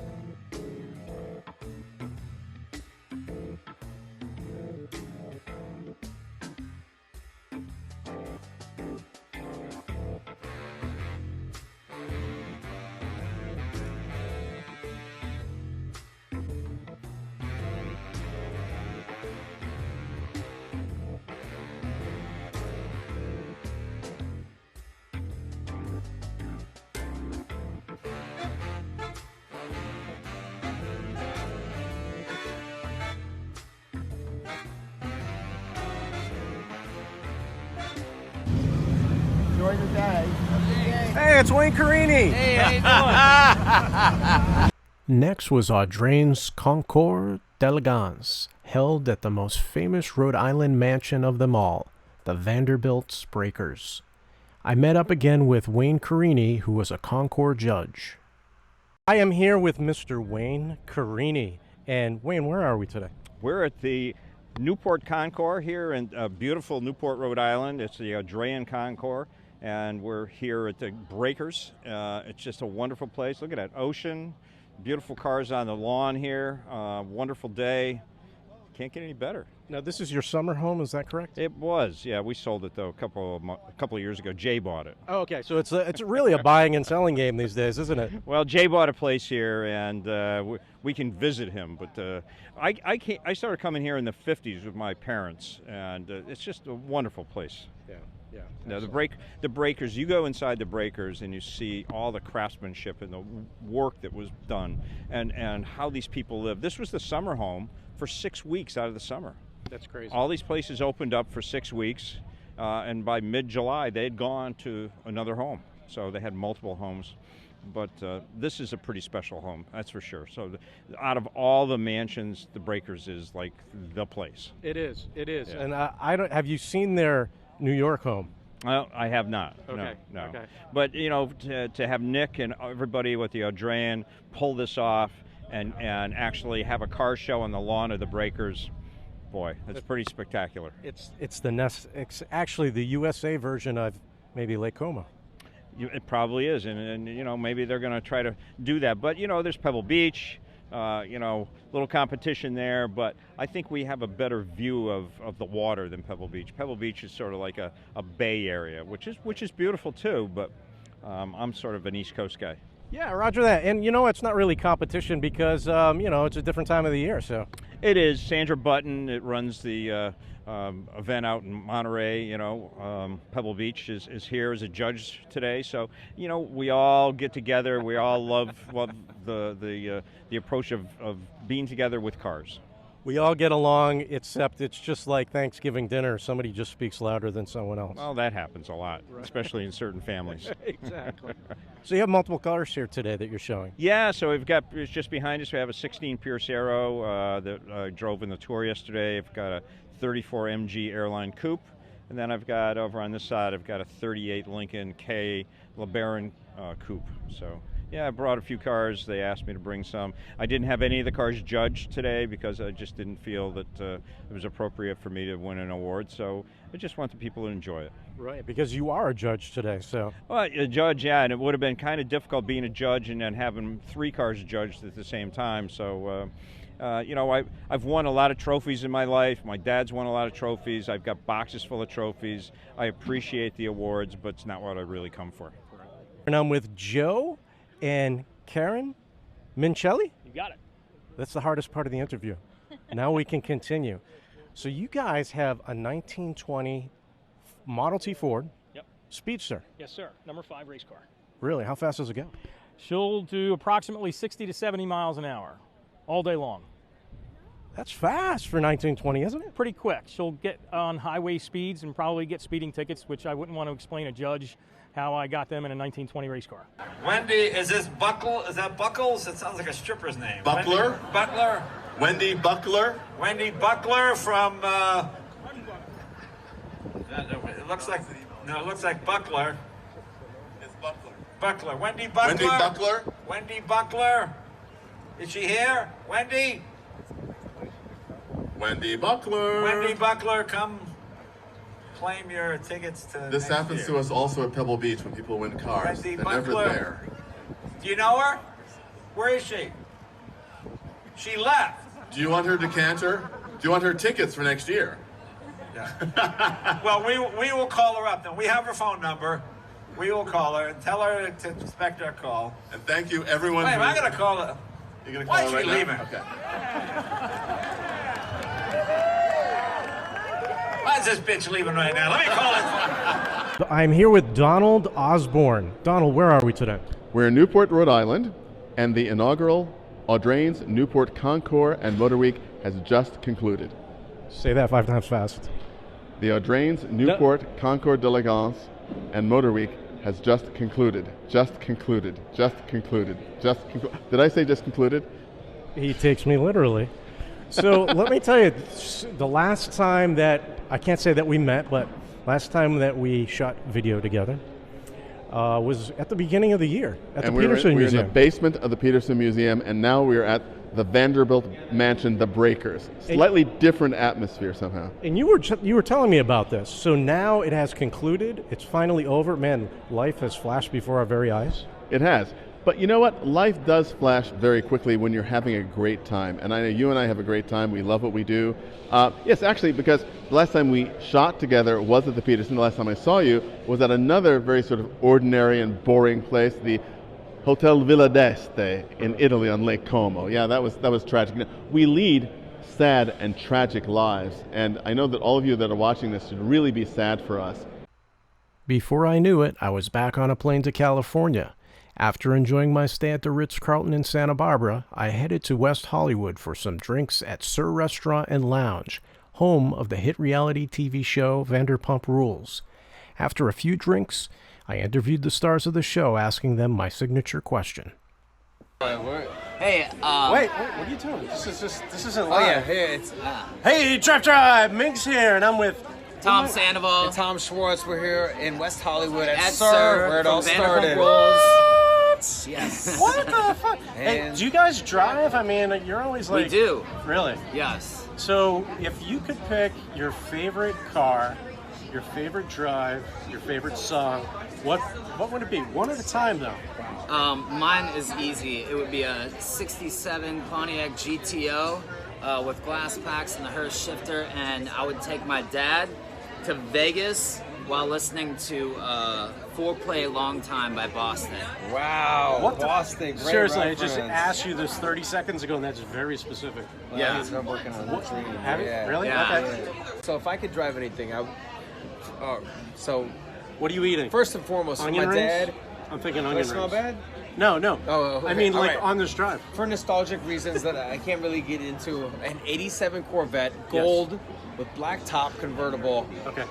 Not my favorite car, but it's nostalgic. We're gonna be driving up, preferably the east coast of Florida. He's very We're gonna be high-maintenance, isn't listening. We're gonna be listening to All My Exes What do you Live in listen to? Texas by George Strait. Is this on 10 or 11? Maybe some Mel Tillis, Take Me Down to Tucson, which is actually one of my dad's favorite songs of all time. This is off, like this is a la carte for you, isn't it? No, and for Okay. me personally though, Yeah. oh, where do I get started? Just me? Yes. I Just want you. I want a 1969 Ford Mustang Boss, grabber green. Oh my God. And that's it, actually. I just want a grabber green Mustang Boss. Yeah. This is the car right here. What? He's got a the picture. hell? Yeah. What is yeah, going on right now? Yeah. I think I'm buying this one right here. I like it. I don't like the rims, but I. My dad had a '67 GTO. It was his Yeah. first car. Okay. Getting that car. Yeah. In Mariner Turquoise, and Ooh, yeah, we're Mariner gonna Turquoise. drive to Vegas, and the first song we're gonna listen to is "4Play Long Time" by Boss. Next, I was back in Miami, and it was the end of October and time for Prestige Imports' Halloween Supercar Run. Contestants dressed in costume and decorated their vehicles before leaving the lot to head to Homestead Miami Speedway for some track time. But first, we had a special presentation from the Black Tape Project showcasing their Karma Rivero GT design.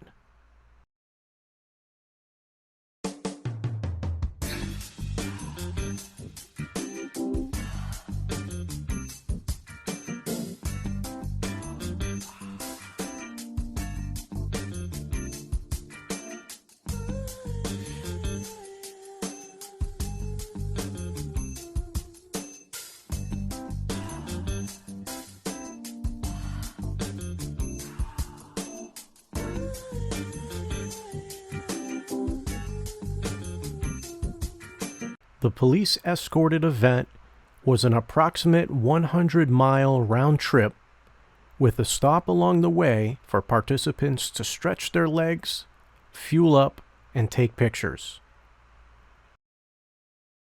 As the evening came to a close, I met up with Brett David, CEO of Prestige Imports, for a unique interview as I drove him around the track in his priceless Pagani Huayra that was dedicated to the memory of his father. Migz, let me tell you something. This is incredible for us to be able to sit in Project Vulcan, which of course is the Pagani Huayra here at the Homestead Miami Speedway, man. But I feel like, woof, you got to be a really great guy with great energy for me to allow you to be in that driver's seat, man. So what you're about to drive is Project Vulcan. This was a unique Pagani Huayra that was given to me in memory of my father by Mr. Horacio Pagani himself. At the early stages of us getting the franchise, I went to the factory. I had a crazy concept and idea for what I wanted to see. And unfortunately, when Horacio realized who I was and what we were trying to do, he brought me a manila envelope and said, this was Project Vulcan. This was something your father wanted to do for Pagani and Zonda.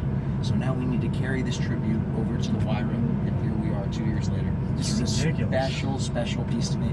You're probably one of 3 people that I've ever let drive this car, especially on a racetrack. I love it. Zipping up the coat. Here we go. For the drive home, Brett had me test drive the brand new Lotus Evora GT. It was time for the largest in-water boat show in the world, the Fort Lauderdale International Boat Show. I met up with the Ferretti Group to discuss the new Wally tender. I'm with Randy Coleman. Randy Coleman, you are the Vice President of North American Sales for the Ferretti Group, is that correct? That's correct, I am. Excellent. Well, it's a pleasure meeting you today. Let's do that handshake over There we again. go. No problem. Nice. Where's the glass of champagne? It's back in the air-conditioned tent. What is going on here? No, this is great. Thank you for taking time. I know you're so busy here at the show. You already sold a couple of boats since you've been here. Yes, we've actually put 6 boats under contract since the show opened. That's incredible. That's incredible. Not a bad start. Yeah. How long have you been with the Ferretti Group? I joined the group in 2015. I've been in the industry for 25 years. Worked for an American shipyard, and then went into sales and fell in love with Italian motor yachts, and that's what's brought me here today. Well, tell us a little bit about the Wally that we're on right now. This is the new 48 Wally tender. The company was family owned by a gentleman by the name of Luca Bassani, and recently Ferretti Group has he's joined Ferretti Group, and we've purchased Wally Craft. They're known for their very stylish and outrageous tenders, as well as super high performance sailboats. So we're taking some of the engineering marvels that Luca Bassani came up with, like hidden anchors, use of pure carbon fiber throughout the entire boat, and we're incorporating that into the brand with our technology and our capabilities to produce yachts. What do you like the most about this boat? The ride is probably the most impressive thing on this boat. It's very, very sharp entry, very, very stable, very smooth, but goes right through the waves. It's an incredible, incredible riding boat. With the engine package that this boat has, we offer either IPS drives, which are drives under the water that are pods, a pod drive system. The boat will do 38 knots. And in a few months at the Miami Boat Show, we will have the first of the outboard versions that will have 450 horsepower Mercs do in excess of 50 knots. Next, I met up with Will Knopfsinger of Denison Yachting for a walkthrough of the Migz, the yacht showcase in Taylor Swift's music video, Endgame. With Will Knopfsinger. How you guys doing? Will, thank you so much for spending time with us today, and we're going to check out this beautiful yacht. Tell us a little bit about yourself first. How long have you been working with Denison? I've been with Denison for almost 3 years. I've been in the industry for almost 10. We're standing on motor yacht Migz, and my focus is typically around 100 to 180 feet, and she happens to be right at that, 174 feet. So we'll give you guys a quick little rundown and see what we can show. That'd be fabulous. Let's take a look, guys. The boat itself is very unique in general, but the aft deck was designed for carrying as many tenders as you could to go across the globe. She's got a 4,500 nautical mile range at 13 knots. And as you can see here, we've got an extensive capability to put pretty much whatever you want as far as tenders go. It's also a very versatile space because we can have a concert, and we actually had a hibachi-style chef on board for the owner's birthday, and they brought their little table and they cooked, and it was an awesome time. Welcome inside.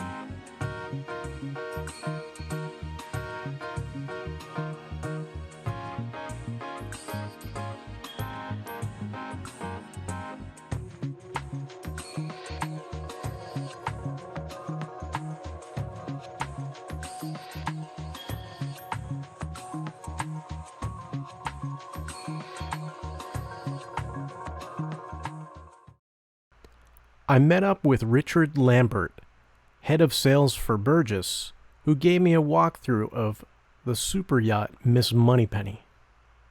And I'm with Richard Lambert, head of sales for Burgess. Yes, indeed. Hello. What a pleasure meeting you today. Pleasure to meet you too. Thank you for taking time out of your day to show us this beautiful yacht here. Why don't you fill us in on yourself? How long have you been working with Burgess? With Burgess, I've been working with Burgess since 2005, so we're sort of coming up to 15 years now. I head up the sales team globally. I'm based in Monaco and just come over to the Fort Lauderdale Boat Show, and we're standing on this fine yacht. Can you tell us a little bit about the yacht itself? Yeah, you're on Miss Moneypenny. She's a Mangusta 165, built in 2012. She's a high performance, fast, sexy yacht. 3 engines of about 4,500 horsepower each, which will give her a top speed in the region of 36 knots. Right. Well, welcome. We're in the main saloon of Miss Moneypenny, the Mangusta 165. So the emphasis here is on comfort, on luxury. As you see, we've got A couple of large, big sofas here. We've got dining a little bit further forward. She's light, she's bright, she's spacious, and perfect for entertaining.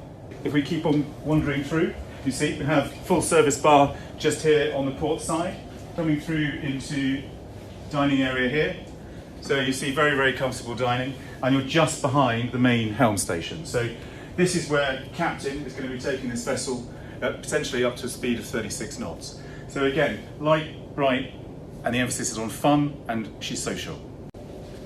So this really is one of, actually, if you're talking about an area of a yacht where it really is one of the key areas, this is the bridge, this is the helm. So this is where your captain is going to be turning around and actually taking control of the yacht. So you've got 3 engine controls here. Naturally, you've got a steering wheel here. You've got the information on your navigation. So you've got radars, you've got GPS plotters, which is your map, so similar that you'd have in your car. You've also got an AIS system, which is then identifying you as a ship, as well as the other ships that are actually going to be in the same area. So here, the captain is controlling everything that is happening with the yacht. So literally at his fingertips. Heading down below, we're heading down into the main guest accommodation. So we've got an incredibly spacious master cabin, which is just here on the aft end of the saloon. Welcome on board. This is the master cabin for Miss Moneypenny. And as you can see, the emphasis is comfort, it's luxury. You've got a king-size bed. You've got a soft carpet that's underfoot. You've got windows on either side, which again is turning around and actually gives you lots of light that comes into this cabin. We've got a walk-in closet. And we have the ensuite over there on the other side. So, and again, with yachting, it's all about style and it's about comfort. Now, this has been built very much with the American market in mind. But as you see from the finishings, she was built in Italy, and you see the quality of the Italian furnishings. So Italy are renowned for actually being able to produce these high quality, stylish, designed yachts that turn around and really bring you to the pinnacle. It's the top of what you can expect from a luxurious lifestyle.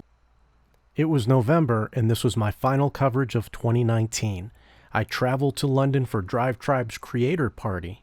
The following are hangover-esque outtake photos from the trip.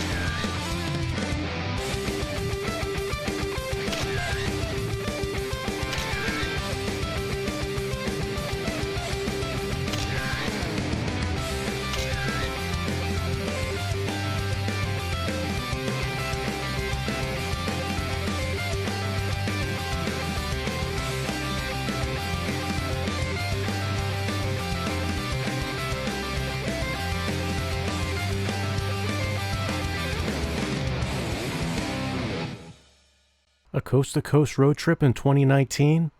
Well, that was the idea, and now you know why it was delayed until 2020, the year of the pandemic.